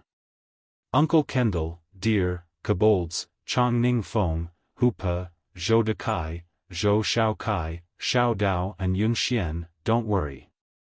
When I have enough strength, I will definitely come and take revenge for you all. I will personally kill and behead the Golden Fur Tiger King myself. Jian Chen swore as an intense amount of killing intent radiated from him. Breathing out deeply, Jian Chen forced himself to calm down as he surveyed his surroundings once more. Jian Chen had his doubts about whether or not the Golden Fur Tiger King had run away, since this place seemed too extremely different from the place he had been in before he had fallen unconscious. What place is this? Exactly who saved me? Jian Chen doubtfully wondered as he continued to examine his surroundings. Forget it, now isn't the time to think about this. Healing my injuries is my utmost priority right now. Shaking himself away from the distracting thoughts, he began to use the light saint force from the world essence to heal himself. The bizarre energy from the world essence quickly began to gather around Jian Chen, and after a certain amount had gathered, the energy enwrapping Jian Chen's body turned a milky white color. The light saint force continuously entered Jian Chen's body and filled his wounds, causing them to slowly heal over time. After 4 hours, Jian Chen's spirit had finally run out, and he had no other choice but to stop. Although his wounds weren't fully healed, they would no longer impede any basic motor functions. Dispersing the remaining light saint force, Jian Chen slowly crawled up from the ground. Taking off his ruined clothing, he brought out a new pair of clothes from within his space belt. It was only then that Jian Chen was fully aware of just how much powder was around him. Slowly bending down to the ground, he scooped up a handful of powder. Not only did it feel cold, but there was a moist feeling to it, and when he smelled it there was a small hint of plant life. His right hand kneaded the powder between his fingers as an astonished expression formed in his eyes. Could this be the powdered dust of a plant? He said to himself while looking at the 100-meter circumference of emptiness around himself. While there was powder everywhere inside the circle, there was only tall grass outside. Seeing this scene, Jian Chen's body lightly shuddered. He couldn't believe the thought that had just run through his mind. Could all of the grass in this area have been reduced to dust? At this thought, Jian Chen couldn't help but feel surprised. He didn't know what had happened while he was unconscious, but he knew that reducing every single piece plant life into fine powder within this area was an extremely difficult task to do. Controlling this powerful energy alone wouldn't have been an easy task. Really, what happened here? Jian Chen wondered with a large amount of doubt and curiosity. Not wishing to stay there any longer, Jian Chen used the sun as his compass and began to move off in the direction leading out of the forest. Jian Chen did not want to hurt his mind thinking about whatever had happened while he was unconscious. In general, he only felt fortuitous that he had survived the ordeal. Jian Chen's injuries weren't completely healed, so he was very cautious as he traveled. In order to avoid any magical beast, he was going quite slowly. After traveling for 2 days, he finally made it out of the magical beast mountain range. In addition, all the wounds on his body were fully healed. Jian Chen walked aimlessly through the dense forests with a serious expression. The flame mercenaries had entered with 10 people when they had first entered, but only 1 person remained when exiting. Aside from Jian Chen, the other 9 mercenaries would forever stay within the magical beast mountain range, whether they had skeletons or not. At that moment, a group of 7 mercenaries walked within distance of Jian Chen. Based on their direction, they were heading into the magical beast mountain range. Within the group was a single 20-year-old youth who looked extremely arrogant. Around him were 6 40-year-old males who, judging by their appearances, were protecting the youth in the middle. The 7 of them clearly saw Jian Chen, but they didn't pay him any mind. As the 7 mercenaries brushed past Jian Chen, one of them suddenly spoke out arrogantly, "Kid, stop right there." It was the youth that didn't seem much older than Jian Chen. Jian Chen seemingly didn't hear the voice, and he continued to walk down the road with a heavy expression. Seeing that Jian Chen was ignoring him, the youth couldn't help but get angry. He coldly glared at the retreating figure of Jian Chen and shouted once more, "The kid over there wearing a sack for clothes, are your ears working? Did you not hear my words?" The youth's anger was rampant and his expression was brimming with arrogance. Jian Chen's figure paused as he lifted his head to look at the youth and spoke calmly, "Are you talking to me?" "No shit. If I wasn't talking to you, who else would I be talking to? There's no one else here." The youth rudely retorted. He didn't realize how contradictory his words were. Weren't he and the 6 mercenaries with him also people?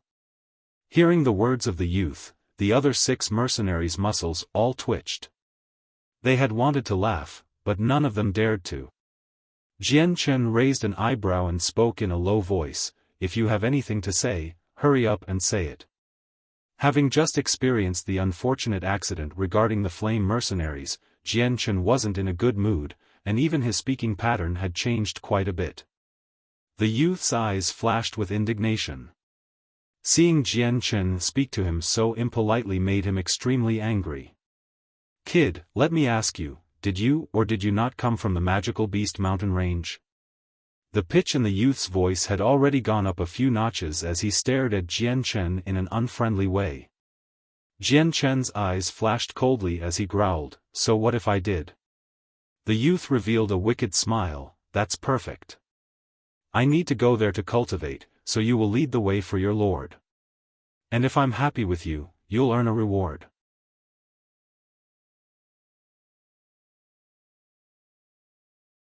Chapter 126, Tianxiong clan. Hearing this, Jian Chen's already poor mood grew nastier as a violent mood instantly arose from within his heart. His previously disorderly and expressionless eyes grew cold as he stared angrily at the youth. His eyes seemed to be able to shoot sharp swords as he growled, "Scram! What qualifications do you have to order me to guide you anywhere?" Jian Chen's tone carried a strong, murderous aura. The moment Jian Chen finished speaking, the other 6 mercenaries all gasped as their gazes uniformly locked onto Jian Chen. Having been the target of Jian Chen's powerful and piercing glare, the youth's heart couldn't help but tremble with a wave of cowardliness, and he took a step backwards. Soon afterwards though, the youth realized he had momentarily lost self-control, and anger washed over his cowering heart. As a noble figure, having a no-named mercenary barely older than him intimidate him in such a way was a humiliation that would never be washed away.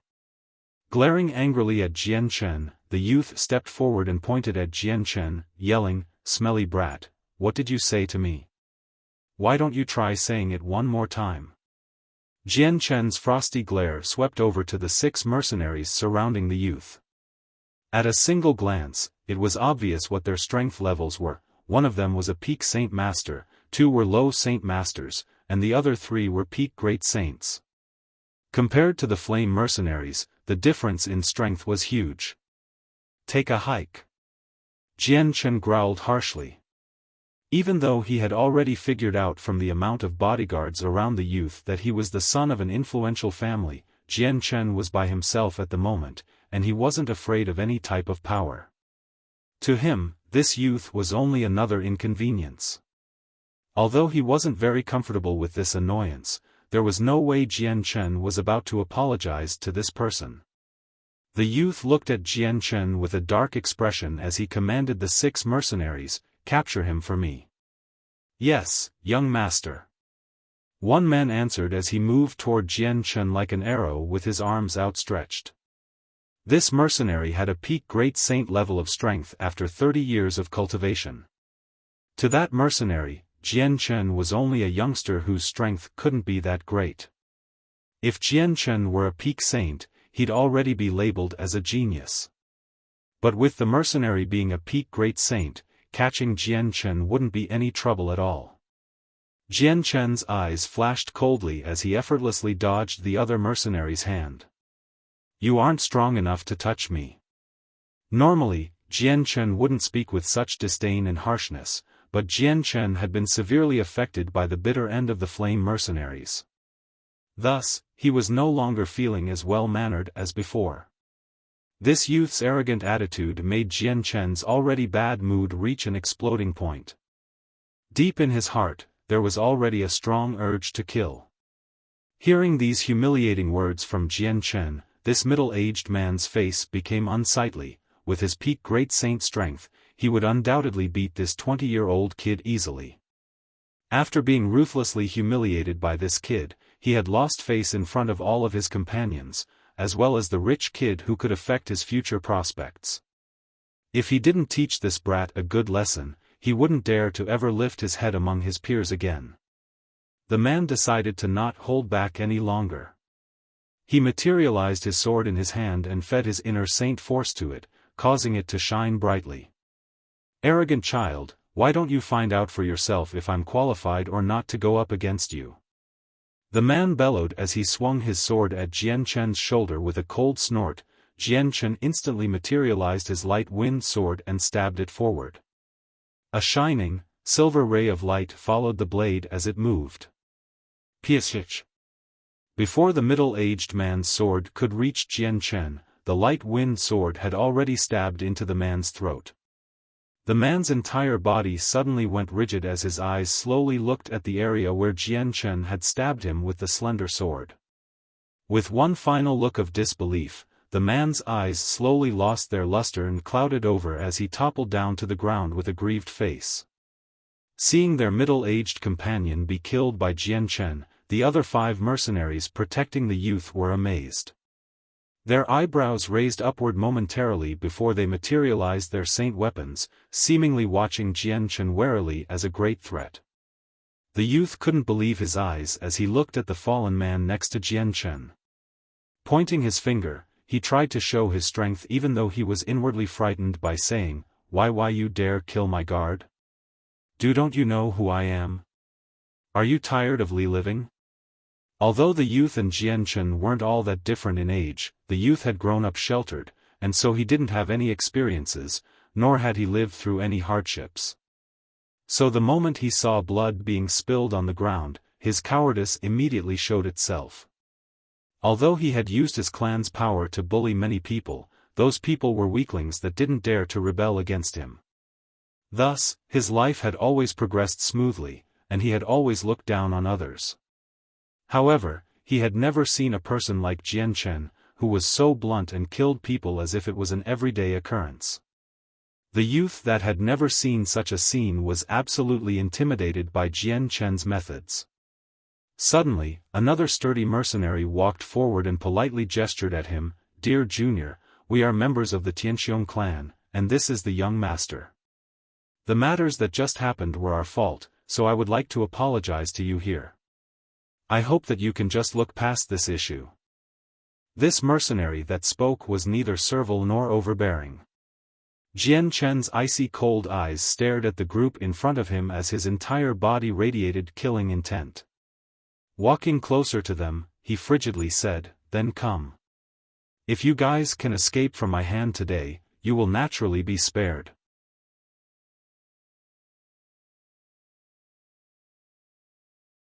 Chapter 127, Show No Quarter. Jian Chen's icy cold eyes stared at the group in front of him as he radiated killing intent all over.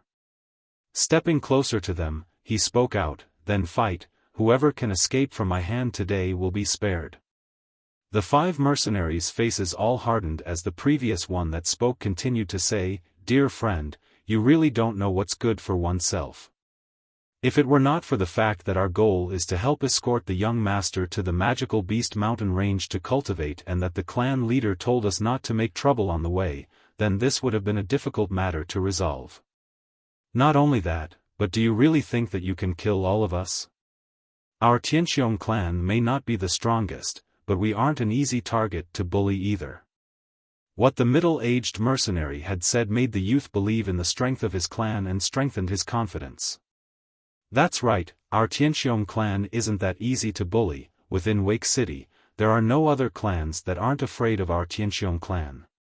Kid, you've already killed one of my guardsmen, come back with me to accept your punishment, or be prepared to leave your life here. Hearing the youth beside him, the middle-aged man couldn't help but scowl as if to say to himself, Idiot. While the Tianqiong clan was strong within Wake City, that was the only place. Even within Wake City, the Tianqiong clan was in a dangerous position. Despite Wake City being a third-class city, the amount of clans that lived within it totaled around 20 in number. The Tianqiong clan looked to be an independent clan, but it was actually a deception. The middle-aged man knew clearly that while the Tianqiong clan looked to be impressive beyond belief, they were already a thorn to the side of every other clan. After all, a tall tree received the most wind, and many of the clans that were no weaker than the Tianqiong clan were watching them attentively. The moment an opportunity arose, they would strike without hesitation and divide the Tianqiong clan's territory amongst themselves. The Tianqiong clan had secretly amassed around a third of the city's power, and at such a juicy piece of meat like this, all the other clans were very envious. Also, because of the close proximity with the magical beast mountain range, the amount of people that flowed into the city was enormous. About 99% of people that frequently came into the city were mercenaries with all sorts of powers and influence. It could even be said that the city was filled with dragons and fishes. While it looked like the Tianqiong clan had many special connections and just as many permanently stationed mercenaries within their pockets, there were just as many clans and people they could not afford to offend or else risk being destroyed. Seeing how Jian Chen had easily killed a peak great saint with such a fast sword stroke, the middle-aged mercenary was extremely surprised. With a sword stroke that fast, even he would need to use his entire strength to be able to dodge it. Thanks to this man's experience, these two factors were all he needed in order to establish that Jian Chen probably had a strong background. There was most likely an extremely strong master supporting Jian Chen, otherwise, how could such a young person be so strong? So for that reason, the middle-aged man had tried to resolve the issue in order for the Tianxiong clan to have one less issue. Just as Jian Chen heard the Tianxiong clan's young master say these things, his eyes flashed. Without saying a single word, his body began to move and he quickly charged at the youth. The light wind sword in his hand became a silver glow that pierced outward like lightning, with its target being the youth's throat. Although Jian Chen understood that this youth was Tianxiong clan's major boss, never in his life had he been afraid of any power or influence. Seeing Jian Chen unexpectedly act with such resolution, the middle-aged man's expression suddenly changed. With a fierce look in his eyes, a large sword materialized in his hand.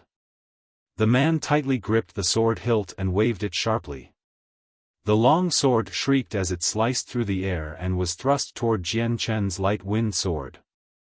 Although the middle-aged man had guessed that there was a high possibility that Jian Chen had some type of major background behind him, he was also not one to be afraid of such things. The trajectory for Jian Chen's sword suddenly changed. He lifted the blade, and took the initiative to meet the middle-aged man's approaching blade. Ding! The sound of steel meeting steel rang out as Jian Chen's light wind sword and the middle-aged man's large two-handed sword collided in midair. When the two sides came into contact, a powerful energy rippled through middle-aged man's sword directly into Jian Chen's light wind sword. Jian Chen's expression grew solemn. His right arm nimbly controlled the light wind sword to shake off the powerful energy that the man's sword had released. At the same time, he pressed his feet into the ground and instantly appeared behind the man. Displaying all of the advantages his fast sword had, he began to openly attack the man with a typhoon of concentrated attacks. Jian Chen's strength pretty much grew every day. The current him was no longer at a disadvantage when facing the middle-aged man, who was at peak Saint Master level, head-on. Of course, the most important reason for that was because the middle-aged man wasn't really a power-type warrior. He was only a bit stronger than Jian Chen in terms of Saint force. As the two faced off, the other four bodyguards also began to quickly fall back with Tianxiong clan's leader wrapped tightly in protection within their circle. Within a short breath's time, the middle-aged man and Jian Chen had already exchanged dozens of blows. The more he attacked, the more fearful the middle-aged man became. Jian Chen's sword was really too fast. Not only was every attack from the sword incomparably fast, but each one was also fatal. It looked as if the swordplay was messy, but it seemed to contain some kind of profound mystery that the middle-aged man couldn't comprehend. Each stroke within Jian Chen's move was seamless, and the man couldn't find a single fault within it despite having a superior level of strength compared to Jian Chen. The two were at a standstill, but as the fight grew longer, so did his disadvantages. Since Jian Chen's sword was so fast, dodging each blow was consuming too much energy.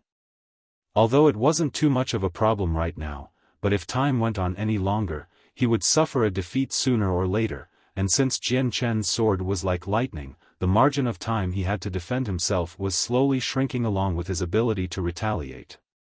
"Hail, Francis, come and help me. Tian Feng, go protect the young master and escort him out." Hearing the middle-aged man's words, the bodyguards protecting the youth changed expressions. They exchanged glances, their expressions hardening. They both clearly understood the strength of the middle-aged man who was currently fighting Jian Chen. They hadn't ever imagined that even he, as one at the peak Saint Master level, would have to call for reinforcements. This really shocked them. They hadn't thought that Jian Chen, who didn't even look 20 years old, could have such strength.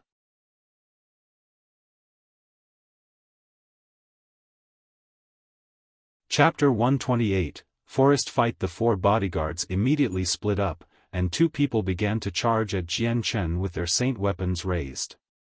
They quickly entered the battle, and began to attack Jian Chen together with the peak Saint Master strength middle-aged man. The bodyguards that had just joined were the troop's only two primary Saint Masters. With their entry, the pressure on Jian Chen immediately increased by a lot.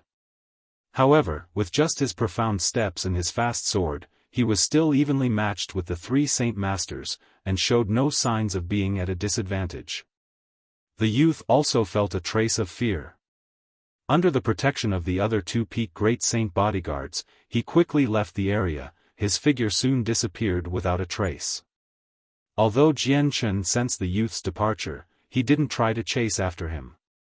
The three Saint Master bodyguards in front of him definitely wouldn't allow him to leave and harm the young master of the Tianxiong clan. Jian Chen fought an intense battle against those three Tianxiong clan bodyguards in the forest. A lot of the surrounding fauna was affected by the battle, and soon, the entire area had become a mess. Quite a few thick and sturdy trees had even been cut in half. Once again dodging the large sword swinging toward him from the side, Jian Chen launched a fierce attack at the primary Saint Master, preparing to break through him. As the sound of the sword splitting the air rang out, Jian Chen's light wind sword suddenly turned into a blur as it quickly pierced toward the primary Saint Master in the form of countless blades. This forced the man to panic, and caused him to have no time to reform his defense. Eventually, Jian Chen managed to form holes in the man's defense. Taking advantage of one of these holes, the light wind sword abruptly trembled as a silver flash of lightning pierced forward at a speed that was somewhat faster than before. Before the primary Saint Master could even react, the light wind sword had buried itself deep into the man's throat, the blood-soaked point poking out from the other side of the neck. Hail! Seeing the man be stabbed through the throat, the other two people's expressions suddenly changed as they shouted out in a tone mixed with grief. Jian Chen's arm didn't pause at all. Immediately after the light wind sword pierced through the man's throat, he pulled it right out, and instantly shifted his attention to the other two. His body flickered as he silently appeared in front of the primary Saint Master without a trace, just like a demon. The light wind sword once again flashed like silver lightning as it was thrust forward. The middle-aged man's expression completely changed. He immediately lifted his saint weapon and held it in front of his throat when he saw the light wind sword heading towards him. Suddenly, the speeding light wind sword dropped downward, seemingly evading the large sword protecting the man's body, and began to pierce toward the man at a sharp incline from below his saint weapon. The middle-aged man was unable to react at all to the light wind sword's sudden change. Eventually, his eyes were filled with disbelief as the sword deeply pierced through his throat. At that moment, a biting cold wind blew past behind Jian Chen. A large, 3-inch wide, two-handed sword slashed through the air with a powerful amount of saint force. Before it even reached Jian Chen, the wind pressure generated from it had already caused Jian Chen's clothes to stick tightly against his back. Feeling that chilly wind, Jian Chen immediately pulled out his sword from the man's throat, and turned around to guard his front with his sword, without any hesitation. Clang! The large two-handed sword containing the powerful saint force fiercely collided with the light wind sword. The amount of energy it generated forced Jian Chen back a few steps. After sending Jian Chen backward with attack after attack, the middle-aged man's gaze shifted to the bodyguard that had already been pierced through the throat by Jian Chen. The crimson blood was currently surging outward like a fountain from the throat. As life began to gradually fade from his eyes, his expression was still frozen in disbelief. A moment later, his entire body slowly collapsed to the ground. With reddening eyes, the man glared at Jian Chen fiercely like a bloodthirsty, ferocious beast. He exploded in anger. Even if I die today, I have to kill and behead you as revenge for my brothers. Powerful saint force began to gather on the large sword in the middle-aged man's hands. He raised the sword tip up, and with a heavy push of his feet off the ground, he quickly charged at Jian Chen. Jian Chen's gaze hardened as he locked onto the middle-aged man. His grip on the light wind sword couldn't help but tighten. He had already seen the middle-aged man's plans to kill him. Faced with this peak saint master that was unafraid of death, Jian Chen was faced with some trouble. After all, his current strength was only at the middle great saint level. The difference between that and a peak saint master was still a pretty large gap. The layer of thick, hazy white light that surrounded the blade was evidently more dense than it had been before. Heavy yet penetrating sword chi was faintly released from the light wind sword. Just as the middle-aged man was about to charge forward, Jian Chen's right shoulder suddenly jolted, and the light wind sword in his hand split the air as it pierced outward. The needle-thin, silver-colored sword chi was shot out from the sword point, and sped toward the middle-aged man at a speed that made it hard to track with the naked eye. Seeing this slender yet dense amount of sword chi, the middle-aged man didn't dare to be careless. The sword flew at him so quickly that he didn't have time to dodge, so without any better options, the man could only release all of the saint force he had left into his sword as he swung it downwards. The moment the man's giant two-handed sword made contact with Jian Chen's sword chi-enhanced sword, the two-handed sword easily scattered apart the sword chi after some minor obstructions. At the same time, Jian Chen suddenly moved toward the man a few meters in front of him in a way that made him resemble a blur with his light wind sword ready to attack. The middle-aged man immediately retracted the large sword to block Jian Chen's attack. Afterward, the two began to fight intensely once more. In his previous world, Jian Chen's sword play had already reached the pinnacle, and even though this middle-aged man was stronger than him, the man's understanding of the ways of the sword was merely a drop in a bucket compared to him. His sword was at a speed thought to be inconceivable, and the way he used it had already reached a level of perfection. Against the stronger, middle-aged man, he would not be able to go against Jian Chen's sword for much longer since his defense wouldn't be able to keep up. Jian Chen began to attack every part of the man's body with quick precision. Using his light wind sword, it was already like a blur that was impossible to see the blade move. And with it, Jian Chen continued to quickly attack the man to the point where resisting was becoming a challenging task. In addition, every attack the light wind sword made was fatal. This forced the middle-aged man to lose his chances of heavily injuring Jian Chen at the stake of getting wounded himself. At the moment, the middle-aged man extremely regretted his actions. At the same time, he bitterly hated the Tianxiong clan's young master. Originally, this journey had been completely incident-free. Unfortunately, this young master of the Tianxiong clan who didn't know the difference between heaven and earth had purposely decided to provoke this fiend in front of him. Innocently getting into some trouble was fine, but in the end, it had harmed them to the point where two of the brothers he'd known for dozens of years had died. In addition, he himself was now stuck in a dangerous situation. He most likely wouldn't even have a chance to live after today. For a while, the two people fought like flashes of lightning. Eventually, the middle-aged man was unable to block in time, and Jian Chen's viper-like light wind sword stabbed him in the heart.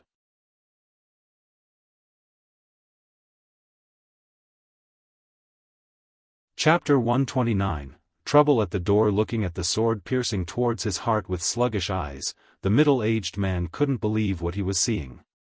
Being defeated by a brat barely past the age of 20 years old with a strength that wasn't even at the peak great saint level, was truly humiliating.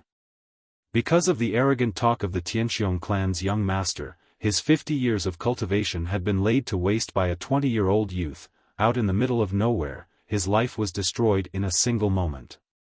Just thinking about this fact made the man nearly cry out with grief. As his life essence slowly escaped from him, the man's bright and clear eyes slowly clouded over and rolled back into his skull as his sturdy body fell to the ground. Jian Chen slowly retracted his light wind sword. Blood flowed down the blade as if it were alive, slowly gathering at the tip before falling to the ground, drop by drop. After a few battles, the uneven dirt ground had become wet with blood. Jian Chen slowly caught his breath. Attacking two primary Saint Masters and a peak Saint Master consumed quite a bit of Jian Chen's energy. Faced with three opponents whose strength all surpassed his own, Jian Chen had already made an all-out effort. If it weren't for the fact that he had cultivated for a while, increasing his base strength as a middle great saint by quite a bit, he most likely would have spent a much longer time on trying to kill these 3 Saint Masters. However, after killing the 3 people, Jian Chen's grief from the deaths of Captain Kendall and the others had abated quite a bit. Jian Chen's gaze indifferently swept across the 3 corpses, before finally falling onto their space belts. After some hesitation, he slowly advanced forward to retrieve the belts and examine their contents. Because he had consumed over 100 times more monster cores than the average person in his cultivation, Jian Chen required a great amount of them. Moreover, Jian Chen clearly didn't have enough money to purchase such an extensive amount of monster cores. That's why the thing he wanted to acquire the most were monster cores. It was only possible for him to gain them by killing magical beasts or by taking them from corpses. Besides, taking items from a dead person was an extremely common occurrence in Tianyuan continent. After all, 30% or more of the fights that happened on Tianyuan continent were because people were seeking another party's items. After removing the 3 space belts, Jian Chen inspected their contents. Although these 3 were Saint Masters, it was clear that they weren't wealthy. Aside from some everyday products and camping tools, they really didn't have anything else. In the end, Jian Chen was only able to fish out some 10 purple and gold coins, 15 Class 2 monster cores, and 5 Class 3 monster cores.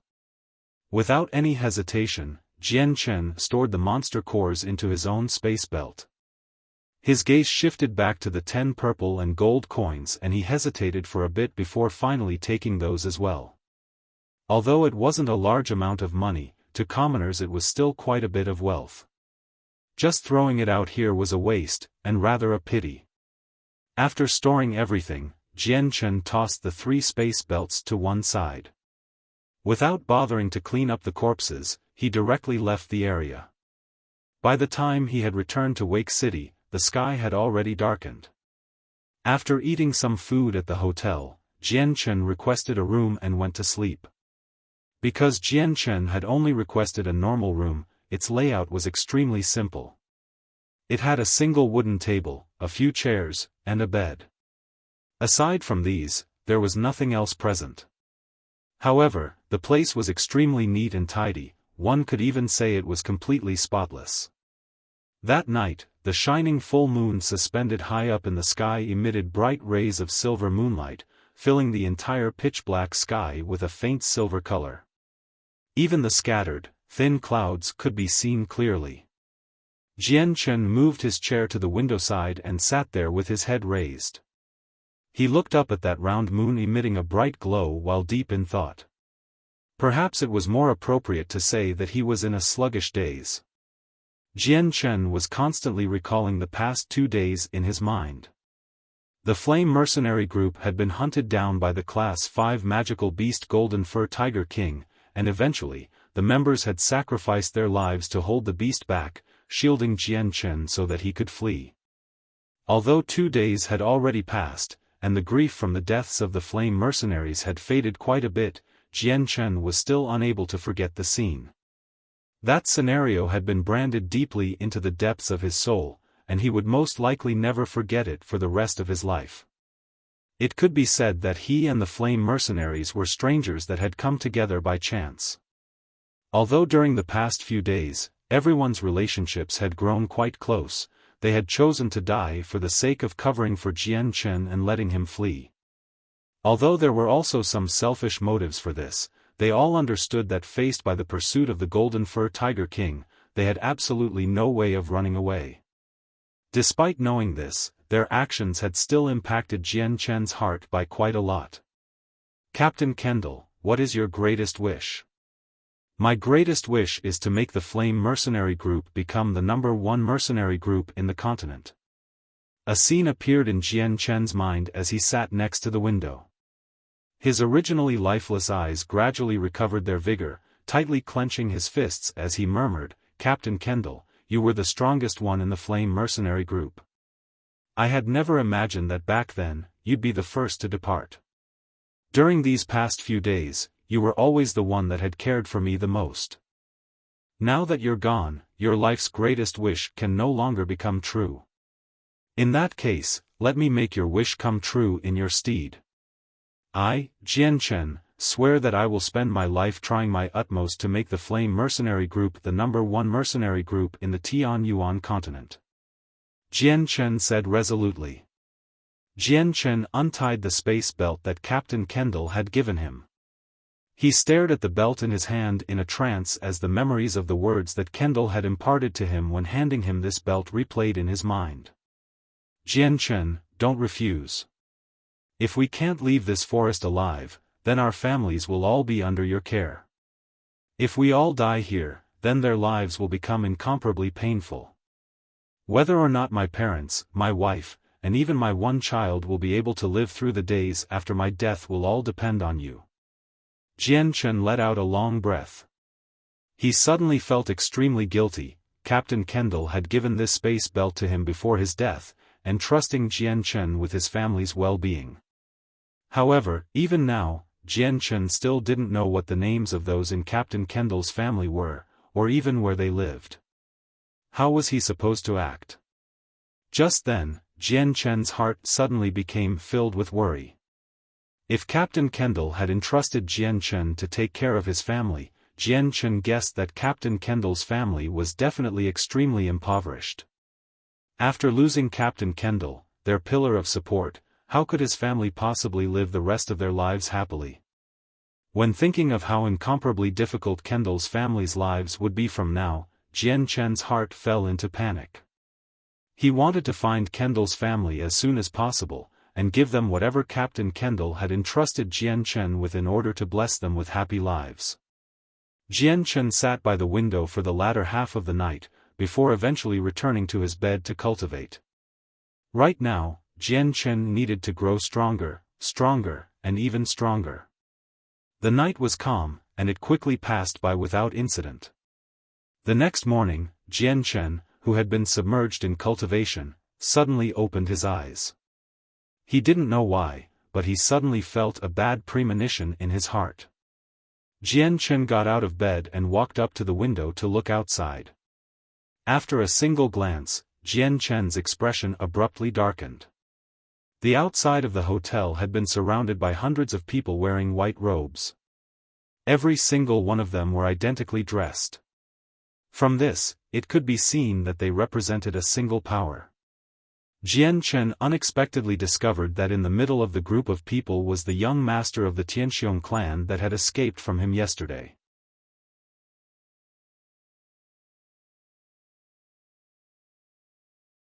Chapter 130. Trapped in the restaurant. Seeing the group of people outside the restaurant, Jian Chen's expression immediately hardened.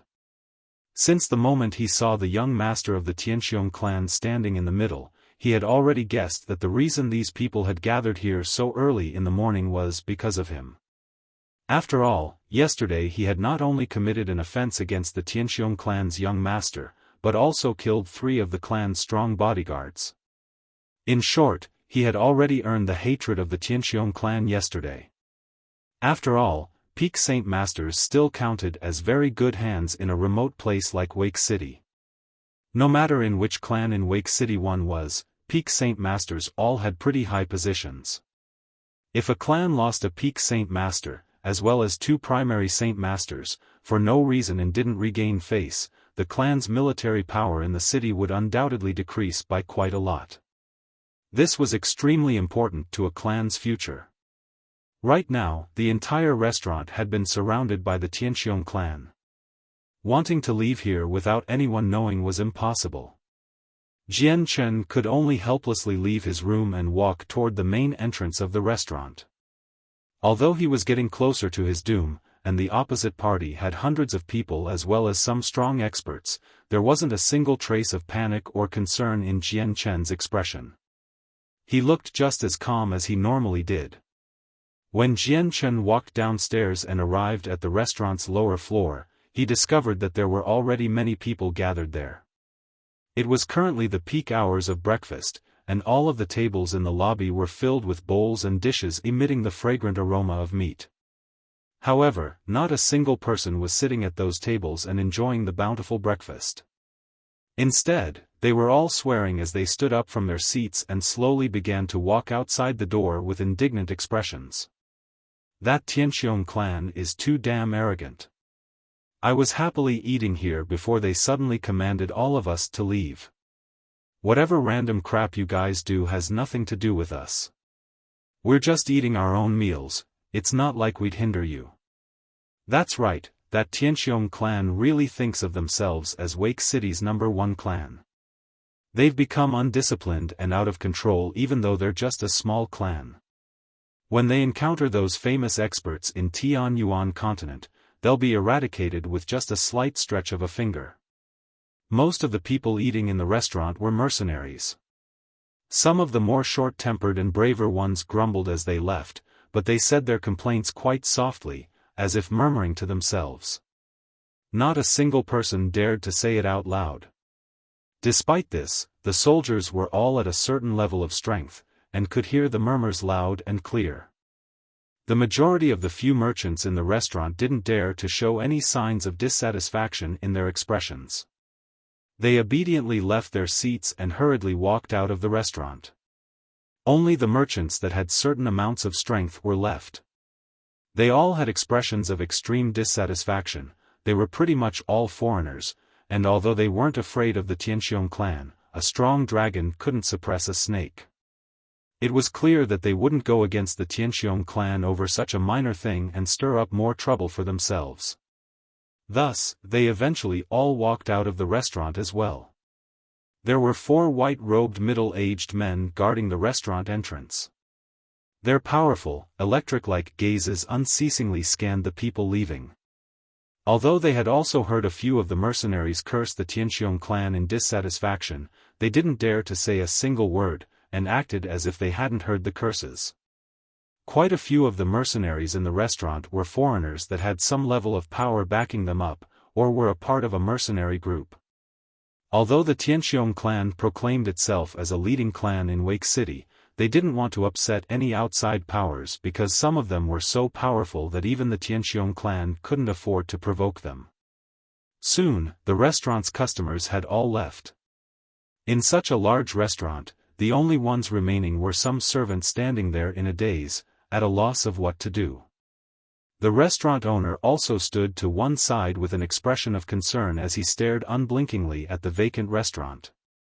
His face revealed the pain that he was unable to voice out. Quite a bit of income had disappeared. At that moment, the only one still in the restaurant aside from the owner and the servants was Jian Chen. Even the customers that had been resting on the upper floor had been forcefully oppressed and brought out by the restaurant servants. Jian Chen sat on a chair with a leisurely expression, staring with interest at the group of Tianqiong clan's people still holding fort outside the restaurant. His expression was completely relaxed. Although Jian Chen seemed to be carefree on the outside, he had actually put up his guard ages ago. After all, this time they had arrived with ill intentions. Moreover, he clearly sensed that there were quite a few powerful experts among these people. At that moment, the young master of the Tianqiong clan that Jian Chen had encountered yesterday in Magical Beast Mountain Range walked into the restaurant with the protection of a large group of people. As soon as he entered the restaurant, the young master's gaze fell onto the sneering Jian Chen sitting on the chair. A sinister look flashed in the young master's eyes. "Brat, I didn't expect that you'd still be here today. Yesterday, I let you off. Today, I'll pull you out from your roots," the young master said with a cold smile. He looked at Jian Chen and said, "What about it, are you scared? Do you regret it now?" The group of Tianqiong clan members standing behind the youth all sharply looked at Jian Chen. Jian Chen lightly snorted in disdain. His gaze swept across the crowd of people standing behind the young master as he said, "Don't tell me that you think this amount of people is enough to scare me? You're being a bit too self-confident." The young master of the Tianqiong clan sneered back as he said, "You're even more arrogant than I thought. However, I can't help but admire your ability to talk big. Even at a moment like this, you still won't admit your mistake or kneel down and beg me for mercy. Could it be that you think you can walk away alive today in front of so many of Tianqiong clan's experts? Furthermore, I brought at least 100 people with me today," the young master said with unrivaled confidence. In his opinion, he would definitely devour Jian Chen today. Jian Chen couldn't help but smile faintly at these words. Just now, he had suddenly discovered that talking with a hedonistic son of rich parents like him, who had never been out in the world, was an extremely amusing thing to do.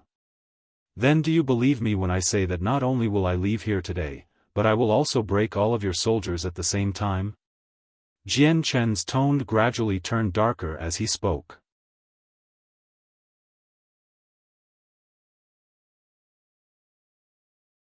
Chapter 131, Death Siege. 1. Hearing Jian Chen's haughty words, the young master of the Tianqiong clan couldn't help but laugh.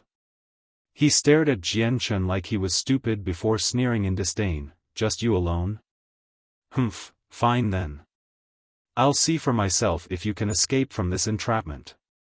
Show me how many casualties you can inflict on these Tianqiong clan mercenaries with your abilities. The young master had brought over 100 mercenaries, with at least half of them being of the great saint level.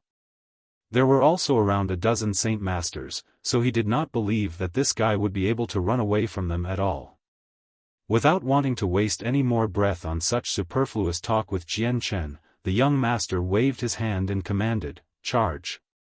I want this arrogant brat to be taught a good lesson."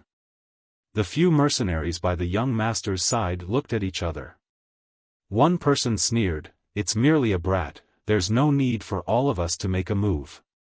Turning toward one of the Tianqiong representative mercenary troops, he commanded, "You guys go bring that brat over." "Yes, sir." Following the man's orders without any hesitation, the group immediately walked 10 meters forward to where Jian Chen was. With a cold glare, one of the mercenaries growled, "Kid, it'd be best if you just obediently let yourself be captured and return with us to the Tianqiong clan. This way you'll suffer less, otherwise, I can guarantee you'll be in for a lot of pain." Jian Chen held his head up high and stood at his original position defiantly. This was a time where he could show off his ability, and the silver light wind sword gradually materialized in his hand. In that instant, the aura around Jian Chen completely changed. Everyone from the Tianqiong clan could tell what Jian Chen was planning on doing based on his action. "Attack!" The man who spoke previously cried out, causing the group of mercenaries to call out their saint weapons as they charged toward Jian Chen. Jian Chen had a look of disdain on his face. To Jian Chen, who could even kill experts of the saint master level, these mere saint users weren't worth even looking at. The moment the several people neared Jian Chen, the light wind sword suddenly turned into a blurry mirage, and quickly pierced out in the form of multiple phantom swords. At the same time, the assaulters came to a screeching halt as trickles of blood began to pour from their throats. Then, faint traces of blood gradually appeared, and finally, dyed their clothes a bloody red as it suddenly burst out from their throats. In the end, all the men collapsed at the same time. The expressions of the few mercenaries standing by the young master simultaneously changed, and they exchanged glances. They could tell from the gaze in their opponent's eyes that he was extremely serious. The men that had died were saint-level cannon fodder who were used to scout out Jian Chen's strength. No one really felt their deaths a shame. However, when they saw the technique Jian Chen had used to kill the people, their hearts sank. In that moment, they could only see the faint image of his sword. Jian Chen's was so fast that they could barely see it with their vision.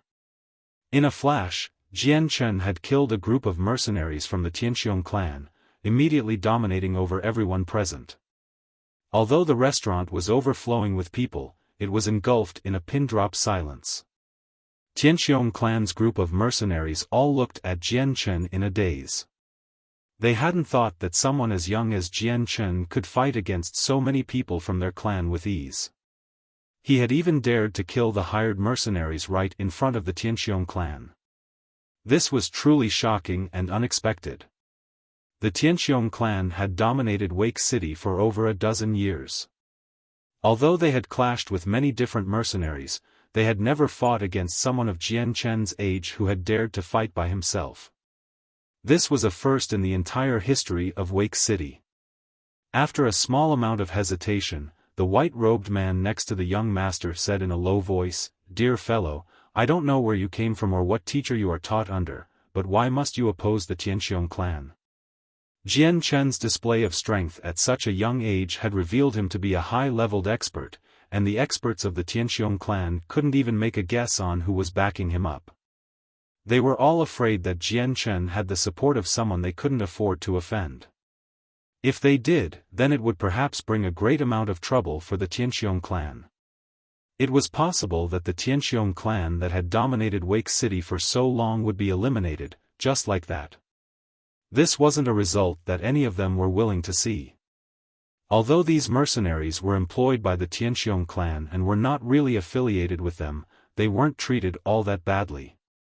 After being employed by the clan for so long, the mercenaries had developed a few feelings for the clan, and none of them had any desire to see it be condemned to extinction over such a small matter. Jian Chen sneered. Thanks to his experience as a traveler in his previous world, he had immediately guessed what the man was trying to get at. "I am a lone traveler, where I come from is no importance to you all. As for who my teacher is, I'm sorry, but up until this day, I have never had a teacher. Lastly, it was your Tianqiong clan that provoked me first, since when did it change to me being the one who made conflict?" Jian Chen laughed coldly. Hearing that, the few middle-aged men immediately let loose a breath. Afterwards, the man that had previously talked continued, "Then you'd best come back to the Tianqiong clan with us. Otherwise, we won't show the smallest amount of mercy toward you. If you come out of this missing an arm or leg, it would be bad." After seeing Jian Chen dispatch the group of mercenaries without any effort, these men didn't have any strong desires to fight against him. Although they had confidence that they could capture Jian Chen, the lightning-like speed of his sword was something they was afraid of. If they were to get hurt, there was no way their profits would surpass their gains. If they could capture Jian Chen without much effort, they would be extremely happy. "In your dreams," Jian Chen sneered. His right arm shook as the light wind sword quickly danced in the air, its tip flying toward the group of people. A large amount of sword chi enveloped the sword once more as Jian Chen said, "Speak less bullshit, if you want to do something, then hurry up." Jian Chen's provocation infuriated the entire Tianqiong clan. The young master had long since lost his patience. He immediately waved his hand as he roared, "Why are you guys just standing there? Hurry up and capture him." Although this group of people standing next to the young master did not have low status or positions, it was obvious that their backbone was still the young master of the Tianqiong clan. The moment the words left his mouth, this group of people began to charge forward. You're tuning into the Xiaofan's Wuxia Tales YouTube channel. Don't forget to subscribe and join us on this journey to catch the most captivating stories.